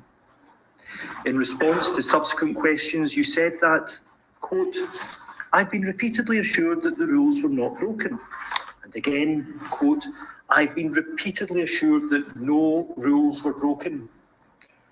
Now, these quotes which are on screen are also at pages 64 to 65 of your evidence bundle. Thank you. Mr. Johnson, may I ask, did any government law officer or any member of the government legal department, such as the Attorney General, Solicitor General, or any one of the hundreds of solicitors and barristers that work for the government, did any one of those give you the assurance? Thank you very much, Mr. Costa. Well, no, the short answer is no, they didn't, but nor did I seek assurances from them, nor did I claim that I had. I don't think I claimed at any stage that I'd received assurances from law officers or legal representatives. The people that I said, the people who had given me the assurances, there were more than one, and it was indeed on more than one occasion. And so, would it be helpful if I told you why I said I was repeatedly assured? So Mr. Costa ask his questions and then just follow the course of his questioning, if you would. Very interested to hear, of course, your full responses. Can I ask, did the head of the civil service, Simon Case, or any other career senior permanent civil servant give you these assurances? Well, it follows from I think from Martin Reynolds' evidence that he thought that the rules had not been broken. If you look at what he has to say, I don't remember being specifically assured by any senior civil servant about the rules or the guidance within number 10. But the interesting thing is that, to the contrary, nobody gave me any contrary. We'll come to that in a moment, if we may. Thank you. In paragraph 90 of your very helpful written submission, you say that the assurances were given to you by Jack Doyle and James Slack. That's right. Their statements confirming this are on pages 70, 72 and 75 of your evidence bundle. Yeah. Now, they're both individuals you had personally appointed to the position of Director of Communications at number 10. They were political advisors who dealt with the media.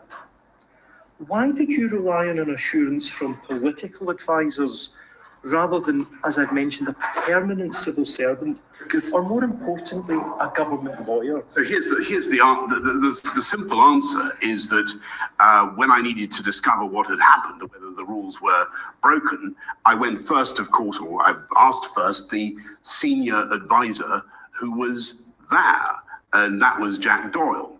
The following week, you can see that Jack Doyle says that he confirms that he says in a WhatsApp to me, you can say, I've been assured that there was no party and no rules were broken. So he says that again to me. I also then rang James Slack, and both Jack and James Slack are people I have the utmost regard for, and I believe they would be completely straight with me about what had happened. And they both said that the rules had not been broken. And the reason I didn't ask a lawyer or another senior civil servant is because they were the people who'd been there. Yes. And they were the direct, they could give a view about the legality of that event that I didn't think a non-eyewitness would be able to do. Okay. Well, when you decided to rely on the assurances that you've referred to in the House, why did you not then discuss the assurance with the Cabinet Secretary Simon Case, or your Principal Private Secretary Martin Reynolds, or a government lawyer, at the point at which you've been given the assurance by the individuals that you've questioned? Why did you double check it with a government lawyer? First of all, Martin Reynolds, in addition to being my Principal Private Secretary, is a lawyer, and his view of all the events, as you'll see from his evidence, is that he believes that we followed the rules at all times, and that was certainly what he said to me. You'll see evidence, Mr. Costa, from my submission that at least a couple of MP colleagues remember from the morning meeting that I asked generally, did we follow the rules, were there parties, and the view of the assembled civil servants and advisors was that no, we hadn't broken the rules, and that's what they said. The MPs that you're referring to are the ones at paragraph 90 of your written submission, where you state that the evidence given to us by Sarah Dines MP and Andrew Griffith MP saying officials gave you assurances at your daily office meetings. Those are the additional assurances that you're referring to. Yes, and it's not clear what date that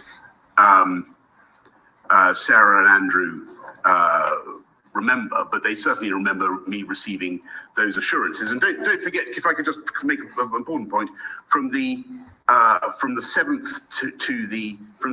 7th of December onwards, the inquiry is underway. So you ask why I didn't ask Simon Case. I did ask Simon Case. I asked Simon Case to conduct an inquiry.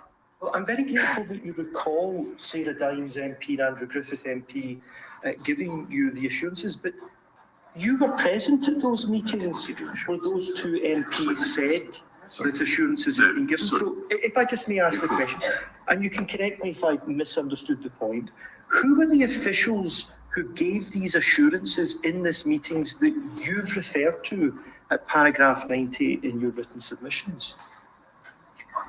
Well, I can't name these Name me officials. one. I don't know if I can. I think that. Why not? I think that most of them have indicated they don't want themselves to be. You can't remember their to names, be or to be because you named. don't want to breach their anonymity. Mr. Johnson, could you just pause and answer my question?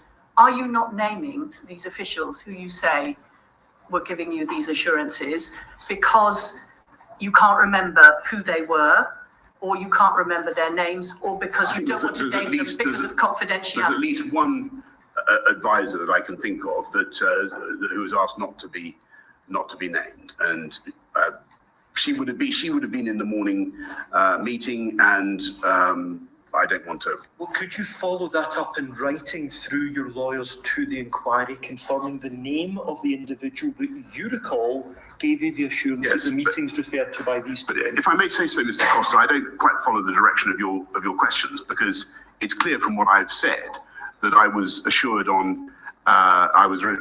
repeatedly by different people and on different occasions that the rules have been followed. Well, and we're trying to ascertain who these individuals were, so it'd be very helpful if you could follow up with the individual that you've just referred to. Now, could I ask the team to place slide 9 on the screens, please?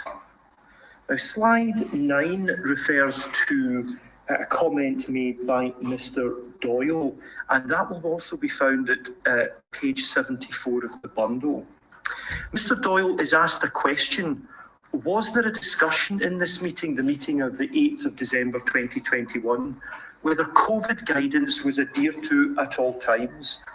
And Mr. Doyle states, quote, "I did not advise the Prime Minister to say this, no." So Mr. Doyle says he did not discuss with you whether any gatherings had been compliant with COVID guidance. Is it correct that you received no assurances that the gathering of 18th December 2020 or any other gatherings were compliant with COVID guidance? Yes, as opposed to the rules? It's correct to say that I did not. As far as I can remember, I didn't receive direct assurances about the December the 18th event, about the guidance. But until Martin Reynolds made his point to me on the morning of the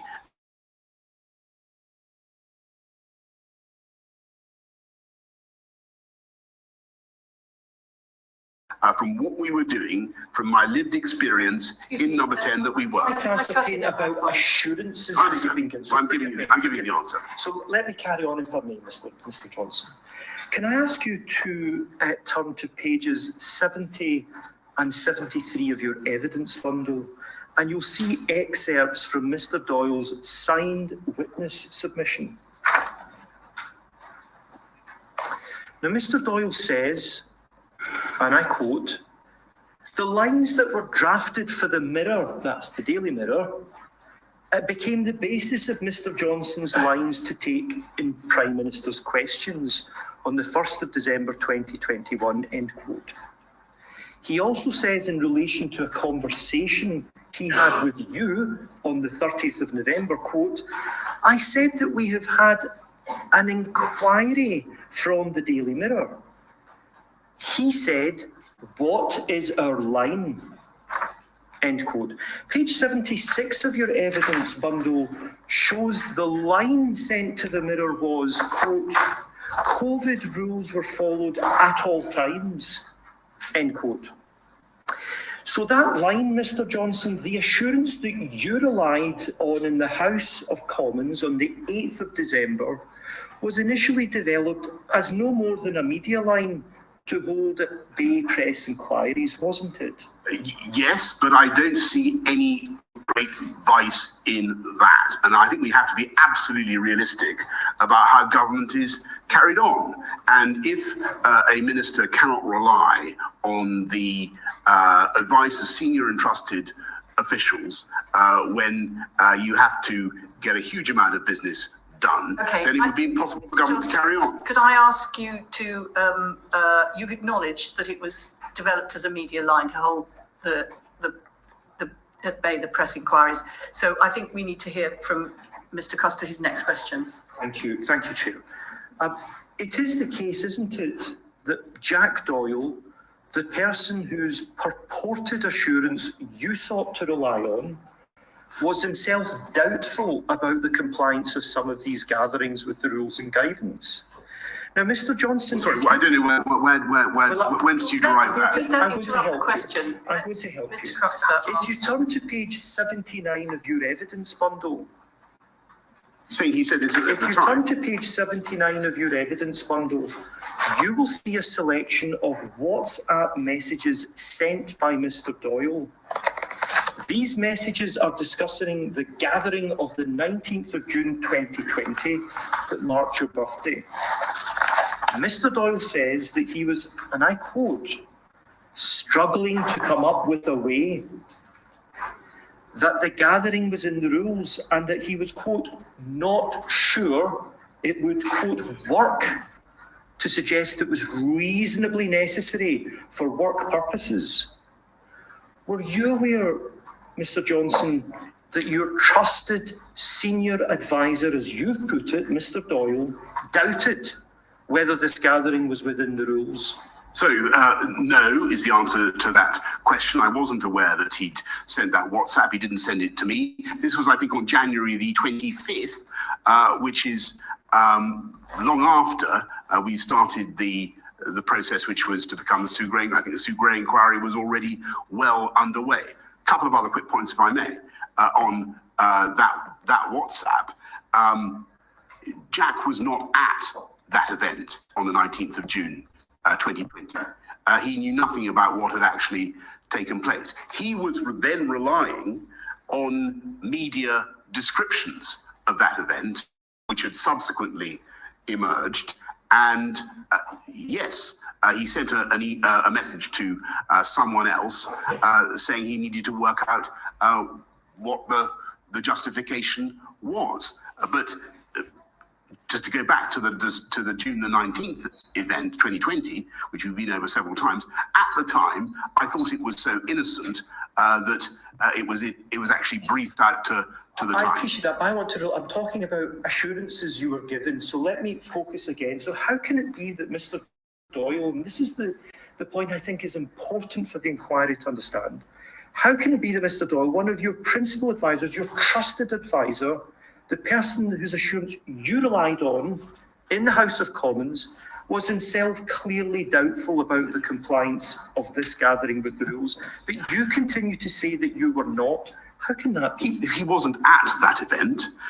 He was struggling to contend with media accounts of it long after that event and after the Sue Gray inquiry had already begun. And above all, he did not, even at that time, let alone before I stood up in the House of Commons, raise with me any concerns that he might have had about that event.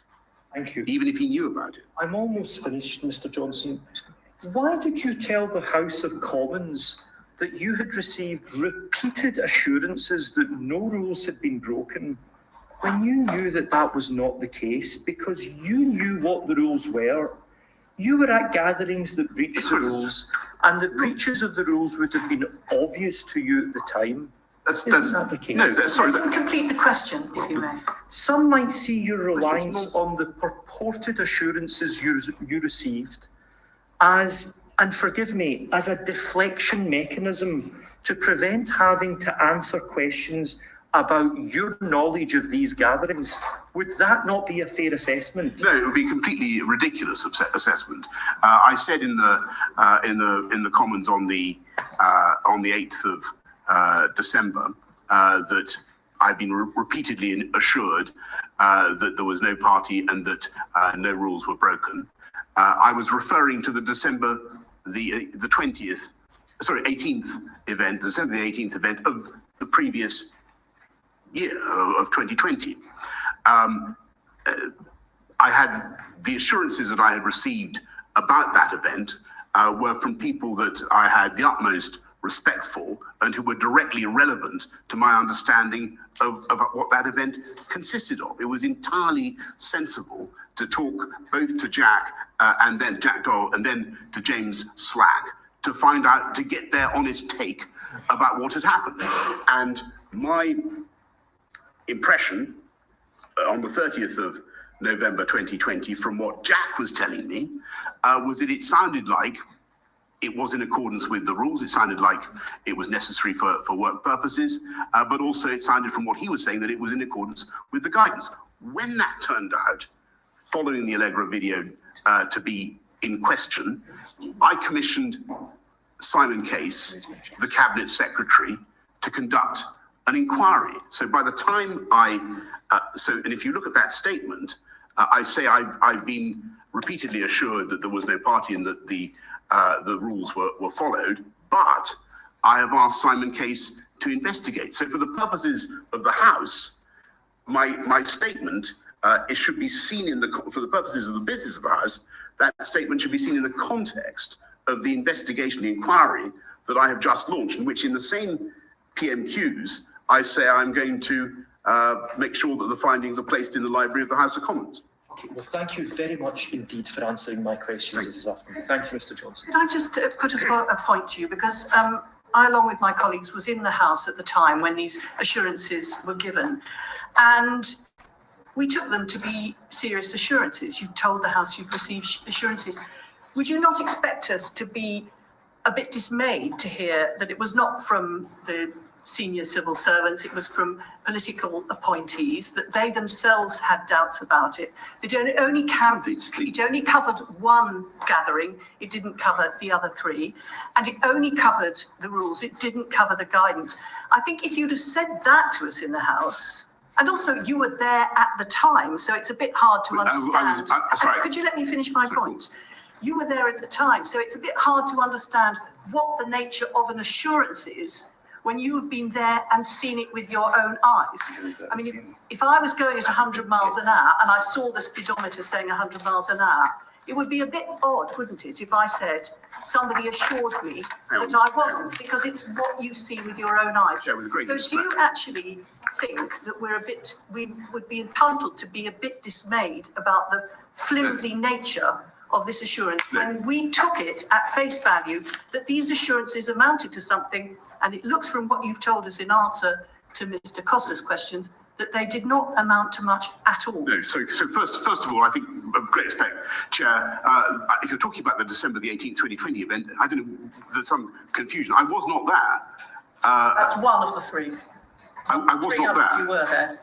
And if you look at the statement that I made in the House of Commons, and because this was the relevant issue, because the Allegra video related to the December the 18th event, the leader of the opposition's questions the previous week related to the December the 18th event. I was answering about the December the 18th event because that was the matter in question.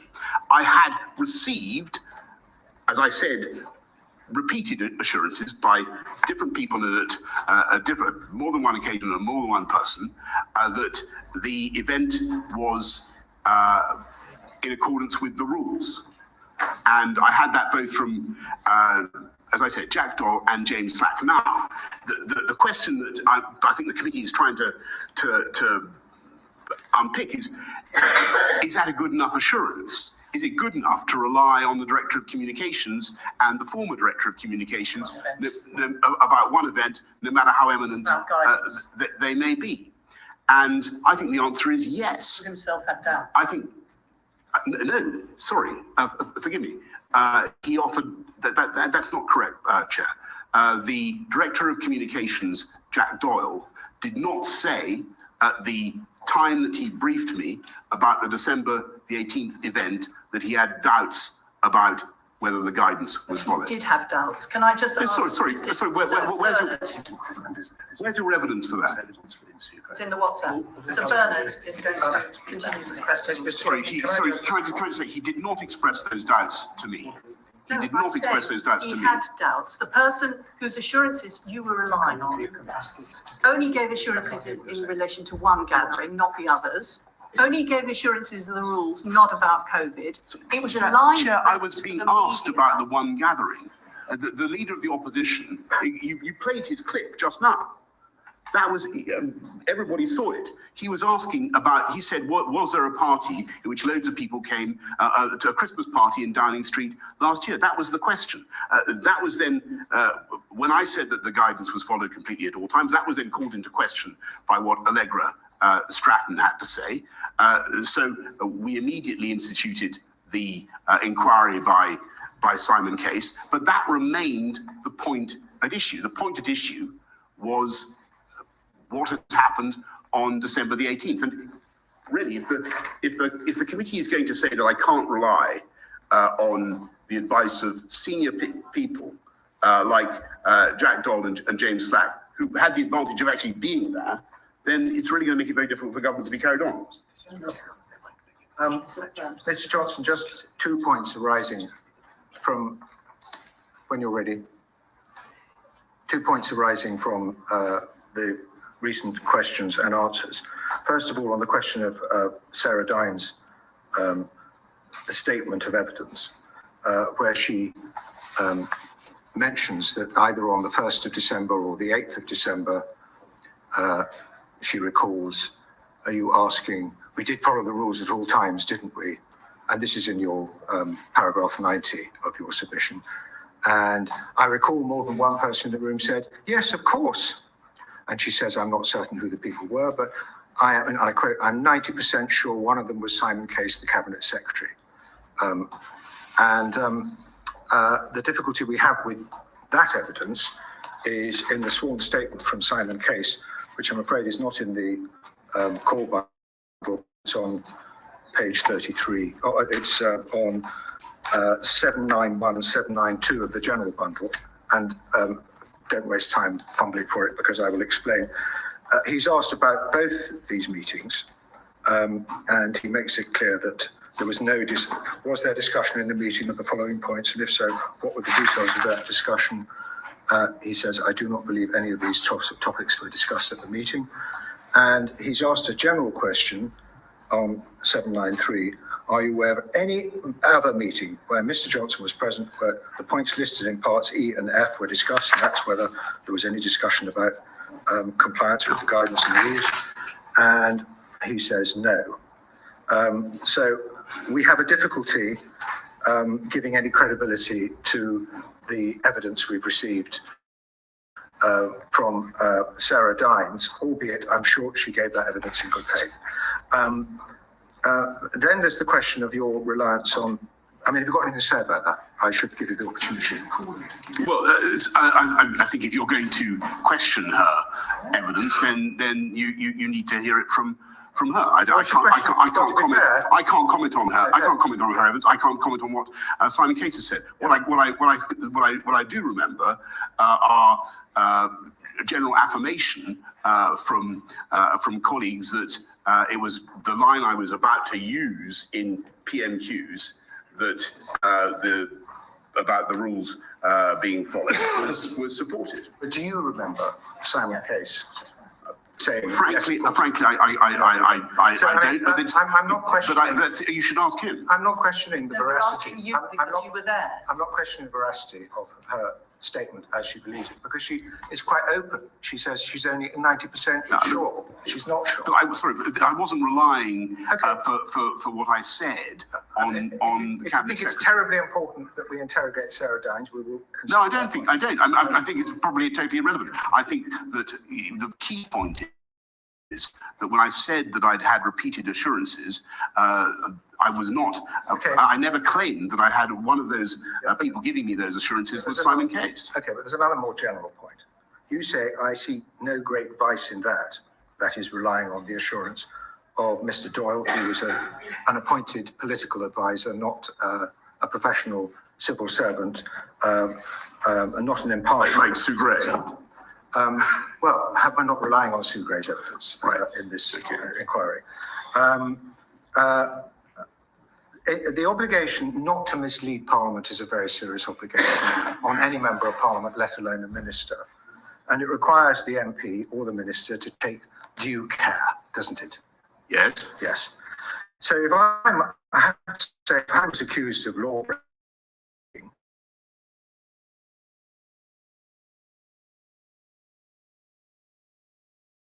I would want the advice of somebody really independent and capable, and you didn't ask the cabinet secretary. Can I interrupt you for 10 seconds? Yes. I wasn't accused of law breaking. I was asked to say what had gone on at a party or an event if I was asked to give in the media room on the 18th of December 2020. If I was asked to give undertakings that rules and guidance had been followed, and there was any doubt about it, there was the most thinnest scintilla of doubt about it, well, you'd want to copper plate your assurances by showing that you'd taken proper advice.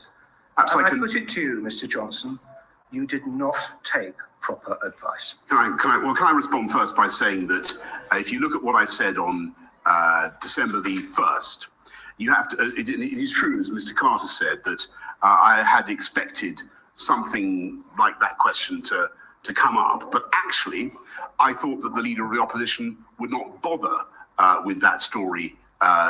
Okay, but that's irrelevant. It is relevant. The question is, why did you not take proper advice? Sorry.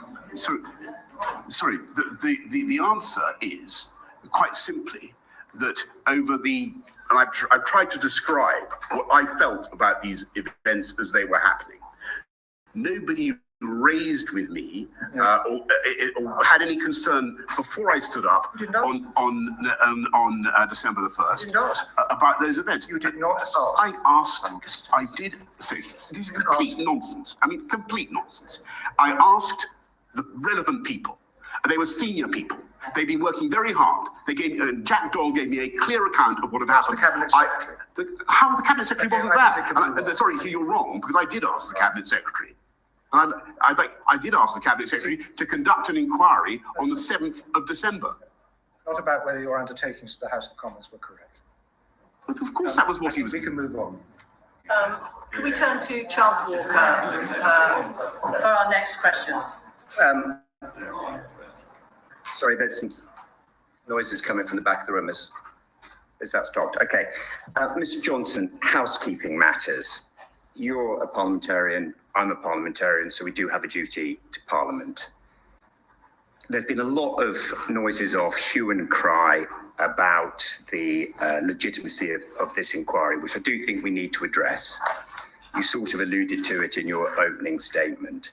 I'll just give you an example of an organisation that claims to have your interests at heart. It's called Conservative Post. In a recent article published on its website on the 12th of March, it stated, this was the headline, revealed the Privileges Committee's Great British Stitch-Up of Boris. And the sentences, so when Labour proposed referring Boris Johnson to the Privileges Committee for misleading Parliament, many Conservative MPs didn't oppose it. Now, I just want to park that for a second and take you back about 11 months before that. On the 21st of April, when your case was referred to the Privileges Committee, the government minister, the Right Honourable Michael Ellis QC, the then Minister for the Cabinet Office and Paymaster General, said the following in winding up. The government recognised the seriousness of the issue under consideration. Let me say at the outset that the Prime Minister has always been clear that he is happy to face whatever inquiries Parliament sees fit to hold. He is happy for the House to decide how it wishes to proceed today. And this is important because at the end of that, the motion was put and there was no vote. And that is a matter of fact.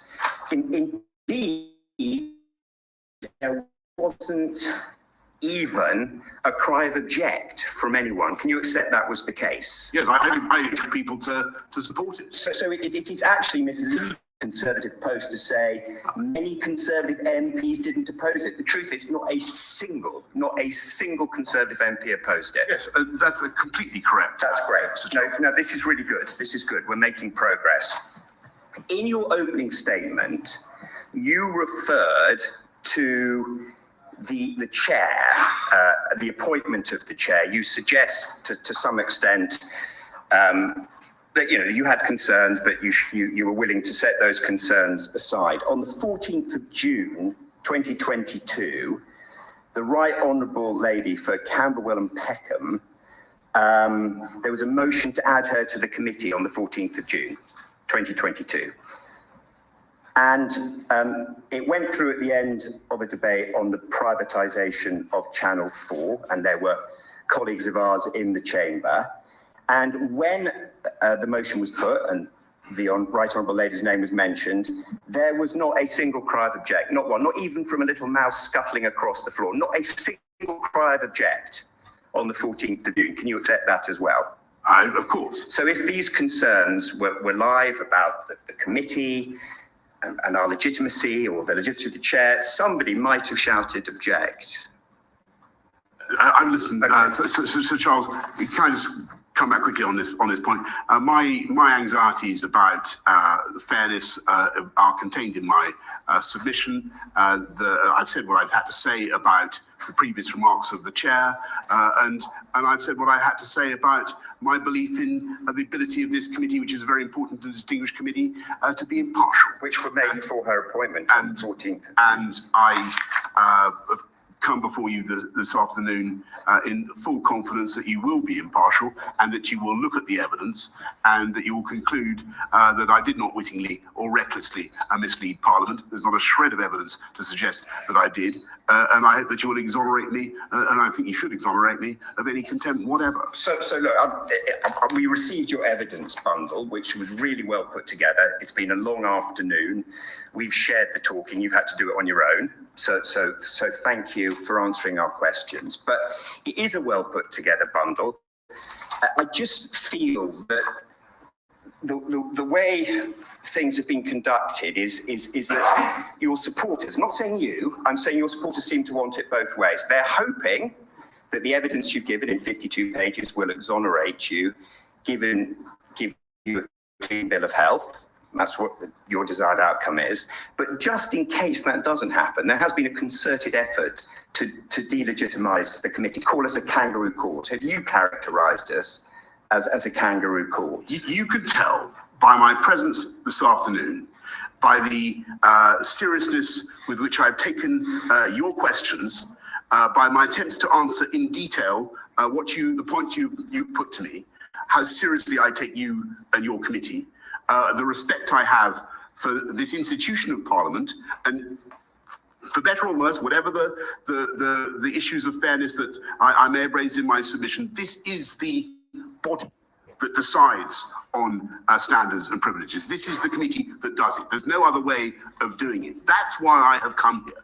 I have respect for the committee, I have respect for Parliament, and because I do not believe that you can conceivably find me guilty of wittingly misleading Parliament on the basis of the evidence that you have assembled. So as a parliamentarian, do you regret that colleagues of ours, who are also parliamentarians, have called the Privileges Committee a kangaroo court. I don't want anybody to cause any colleague any. There should be no intimidation, or there should be no attempt to bully any colleague in any matter whatever. Or is that a yes or a no? Yes, but you regret that they. Sorry, I'm not. Because I regret it. I'm not. As a parliamentarian, do you regret it? My questions of fairness are well documented in my submission.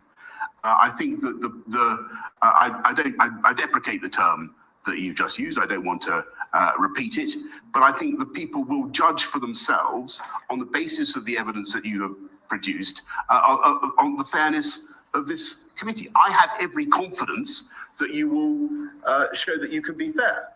Okay, I'm nearly done. Can I just interject, Yeah. if I may, Chair? Will you accept that this committee can be fair and wrong, rather than being unfair in a witch hunt? I certainly think that, let me put it this way, Mr. Costa, I think if this committee were to find me in contempt of Parliament, having come and done something so utterly insane and contrary to my beliefs and my principles, is to come to Parliament and wittingly lie, I think that would be not only unfair, I think it would be wrong. But indeed, but you wouldn't categorise it as a witch hunt or a kangaroo court. That's the point I'm asking. I think I will wait to see how you proceed with the evidence that you have. But I do not wish to. I will study your conclusions from the evidence. I deprecate the terms that you have used. I don't want to see good colleagues feeling that they're under pressure. Either way, I believe that if you study this evidence impartially, you will come to the conclusion that I've given. Nearly done. On the 25th of May, you described number 10, and here are the speech marks, a building that is 5,300 metres square across 5 floors, excluding the flats. Hundreds of staff are entitled to work there. I'm really sorry. I think this is probably the last time you're going to be taken back to these dates. On the 1st of December, you will be well aware that you said to the Leader of the Opposition, all guidance was followed completely in number 10.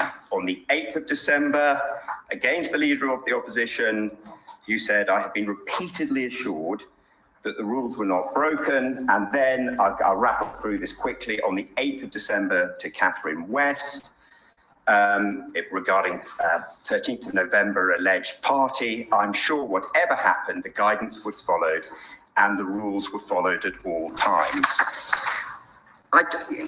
You received assurances from a number of people.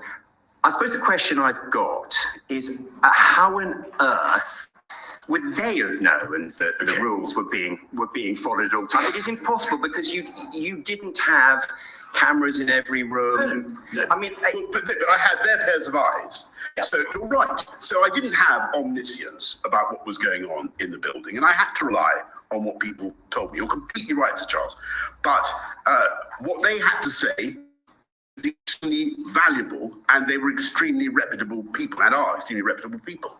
And they gave a description of that event, and to get back to the point that Chair was raising, initially it was one event that was under consideration, under discussion, and I took my cue from them. So I want to say this because you worked incredibly hard. I accept you worked incredibly hard. I accept your officials worked incredibly hard. I accept that you were hospitalised. We got the vaccines out. You worked incredibly hard. I suppose what I'm left with, and I'm not sure if this helps or hinders your case, is when you look at 126 fixed penalty notices handed out to number 10, it is clear that Simon Case, Martin Reynolds, Jack Doyle, Lee Kane, James Slack, all of them really had no idea what was going on, because if they had, it is highly unlikely 126 fixed penalty notices would have been handed out. And can I just say, Sir Charles, that you put your finger on the crucial point, because if the committee thinks that I must have known, or to get back to the conversation we've had, the doctrine of obviousness, if it was obvious to me, then it would have been obvious to those other senior and distinguished people. And it really wasn't. And I was very shocked to get my own FPN and amazed, frankly, by the number of other FPNs. Clearly what happened, if we don't want to go over it again, we don't want to reinvestigate, but I think what happened basically was that on a few evenings, events did simply go on far too long. And I can't apologise for that enough, but so we are where we are. So I don't want to try your patience, because you have been here a long time. If not deliberate, is it possible that it was reckless or slightly reckless not to have caveated your statements to the House with, to the best of my knowledge, or I really do hope it was the certainty of the statement. So is it possible to accept that actually there was a degree of recklessness? No, I mean, nobody wants to be in a position where they're misleading that. Nobody wants to say something to the House of Commons that is going to turn out not to be true, especially something as readily falsifiable as was followed completely. It was my belief that was the case. I have apologised, and I continue to apologise for inadvertently misleading the House, and I hope the committee understands that. But it was not deliberate. It was based on my genuine understanding and belief about what we were doing, what we had been doing for a long time. And I think that your point just now was one of the most important ones in this whole business. It wasn't obvious to me that there were problems with some events, and it wasn't obvious to the other senior people that you've described. Thank you. I just want to finally explore the question of the correcting the record issue, because there's been a lot of discussion about you having corrected the record. And I just want to explore one aspect of that and put this to you. What you said on the 25th of May, 2022, you said, "I'm happy to set on the record now that when I came to this House and said in all sincerity that the rules and guidance had been followed at all times, it was what I believed to be true." And you've said that to us this afternoon. You then go on to say, "It was certainly the case that when I was present at gatherings to wish staff farewell." So the House, by way of a purported correction, was that it was certainly the case when you were present at gatherings to wish staff farewell that the guidance had been followed at all times. Do you want to reassert that, or do you want to correct the record and acknowledge here that actually the guidance was not followed at all times, just so we're clear, because you can correct the record to this committee? So what I want to say is, first of all, that the rules were followed, and that's for my period at those events, and that's clear from the FPN. Certainly the case. And it was my belief at the time that I made those statements that the guidance was followed, and actually, Chair, it remains my belief. For the time I was there, when I was looking at these events, I thought they were within the guidance, given what I knew about what we were trying to do, given what I knew about the limitations we faced on maintaining perfect social distancing. Now about what your belief is now. So what I don't wish to dissent from what I said on May the 25th. Well, May the 25th was 5 months after this had first been raised. And you'd had time to consider all the issues that were being raised. And even further time has elapsed till here we are now. And there's a lot of evidence that's been produced and you've had the opportunity to consider.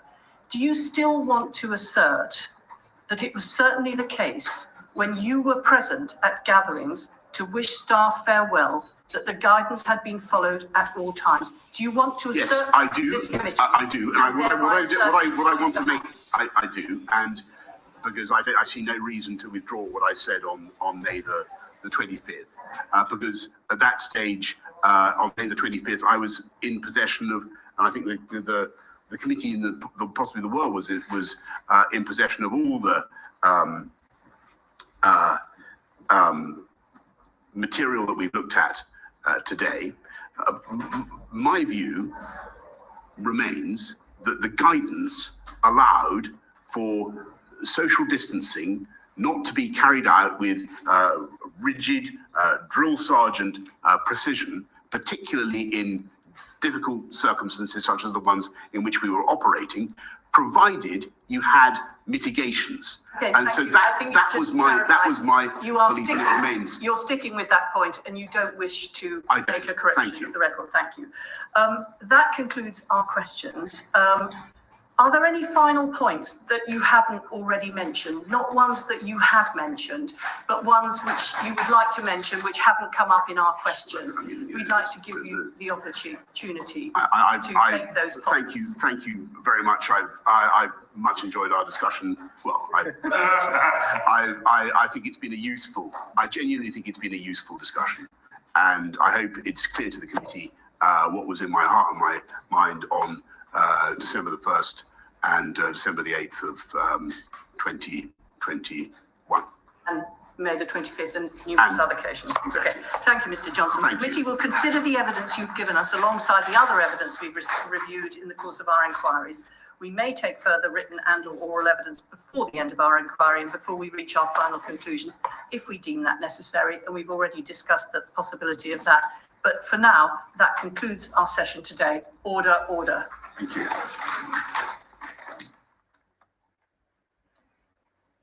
Well, there we are. It's been a long and difficult afternoon for Boris Johnson. 3 hours and 20 minutes being grilled by the Privileges Committee.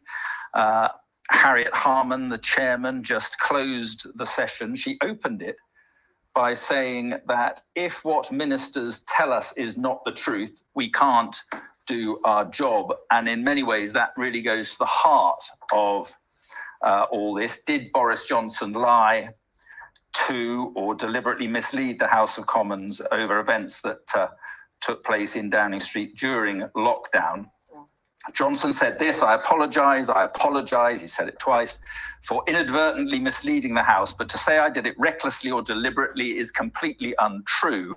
And then he added, as the evidence shows, and that seems to be the point here. Boris Johnson thinks the evidence shows one thing, the committee may well decide another, but things did get awkward for him. There's no question about that. Beth Rigby is here, our political editor. Jill Rutter is here from the Institute of Government. Beth, first of all, and I say things got awkward.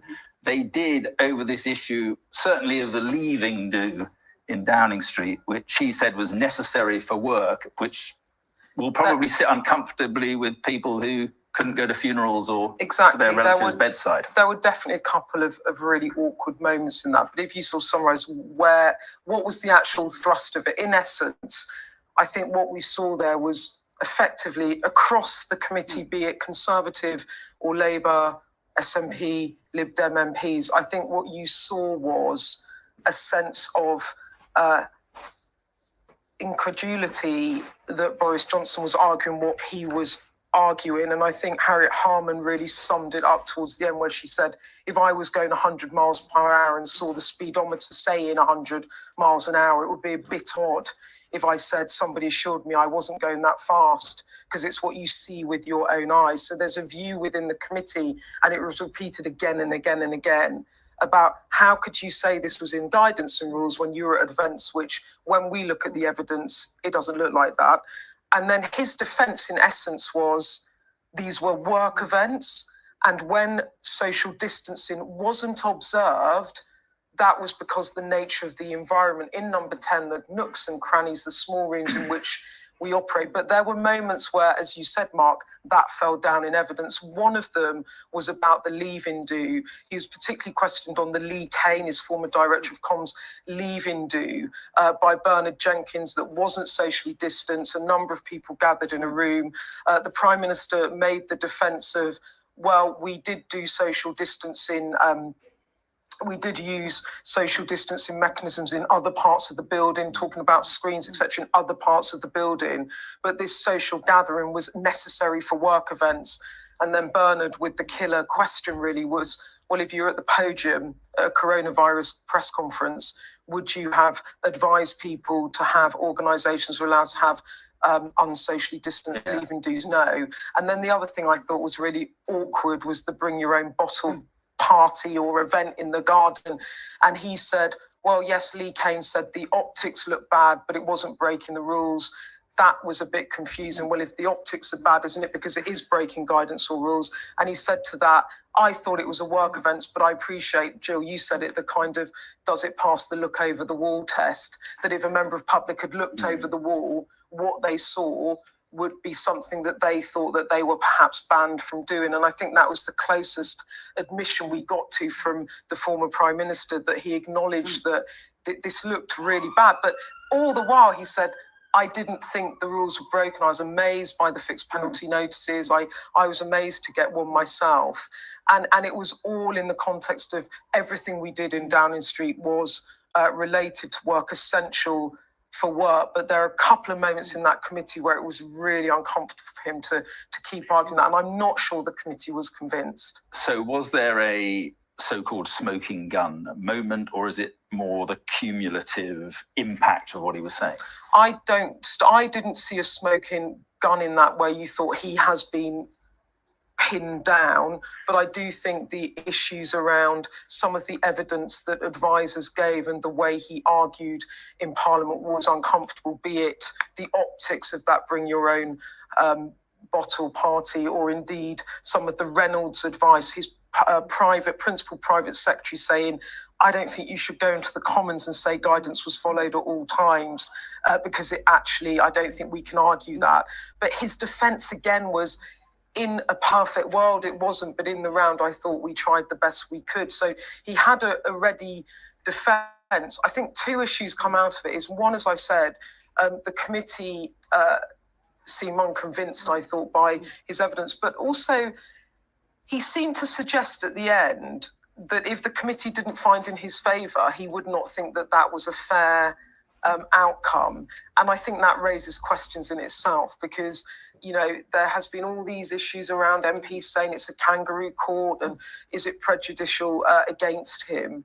And he didn't, in that moment where he was going through that testimony and that cross-examination, really accept the legitimacy of the committee, which I think for many MPs watching that, they will feel quite annoyed by that. And what did you feel about his demeanour throughout that? It was, well, I mean, defiant, quite angry at one time. I think he went through waves where he got a bit tetchy with Bernard Jenkin and began to try and interrupt him. And I think that played quite badly for Johnson. But I think towards the end, he kind of regained his control. And he was only really, in terms of the answers, I thought there was 2 or 3 moments where he was stumped. One was, really, it was when the evidence was put to him about conflictual advice that he was given.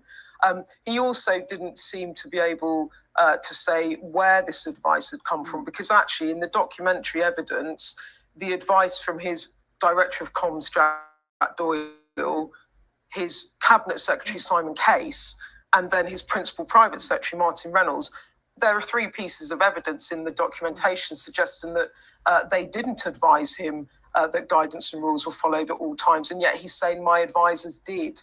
And that's part of his defence. But I do think that in terms of the presentation, I know what you think, Jill, he came across as sincerely believing his argument. That was very clear. Well, I mean, Jill, he was relying very heavily on this argument that he basically did mislead the Commons, not intentionally, and based on advice and assurances from his advisors. It was done in good faith. Do you think that will wash?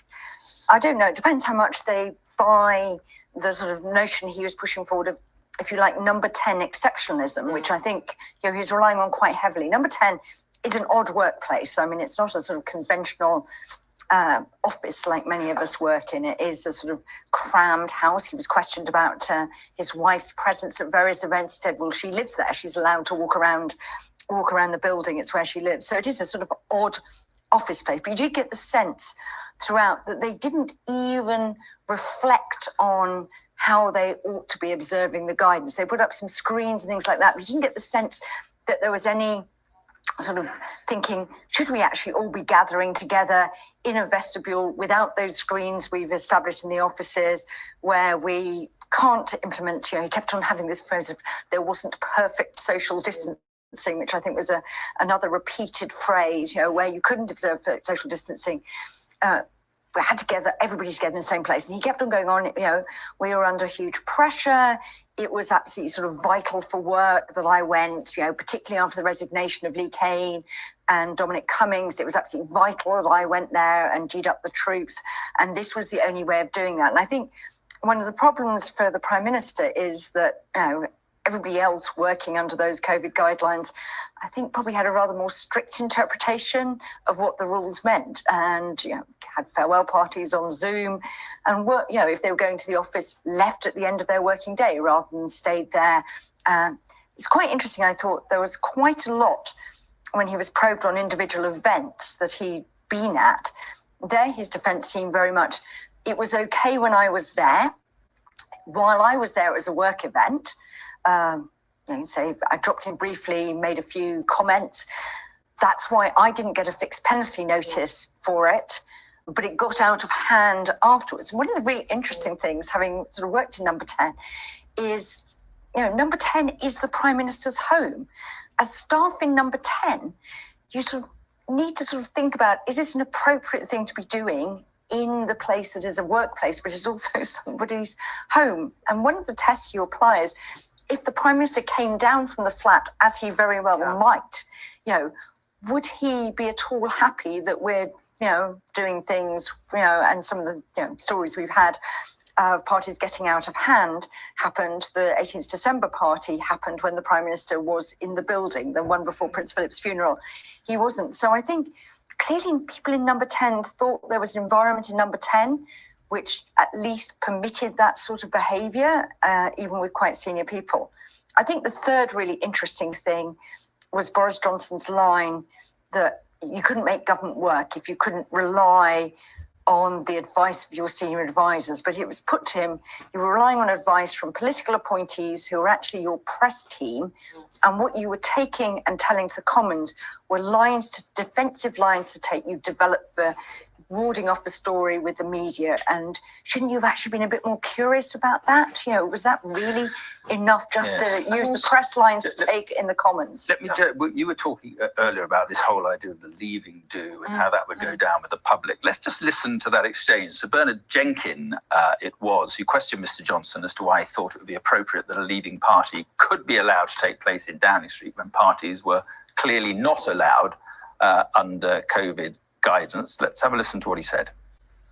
A leaving do for everyone else around the country was not acceptable under the guidelines, all the rules. So why was it acceptable and necessary for work purposes in Number 10? Thank you, Sir Bernard. Well, I want to repeat what I said at the beginning. I understand that people looking at that photograph will think that it looks like a social event. It was not a social event. If anybody thinks that I was partying during lockdown, they're completely wrong. That was not a party. I was there to. I haven't said it was a party, Mr. Johnson. Well, you did actually earlier on. What I was doing was thanking staff, or thanking one individual in particular, for their contribution, and I believe that was my job.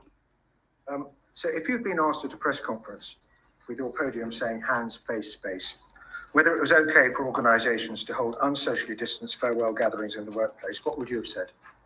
I would have said that it's up to organisations, as the guidance says, to decide how and they are going to implement the guidance.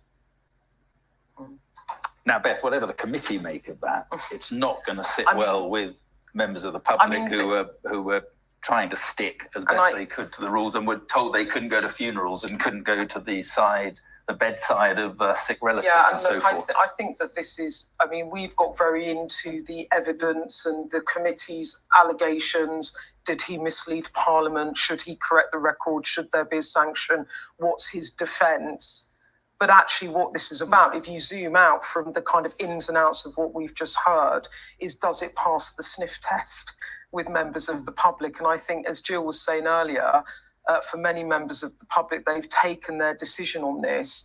And it was interesting there where he said, well, I think they should follow the guidance, because in another world, if you rewound back to that time and I was doing those press conferences, he might have well said, you know, I would advise you not to do that.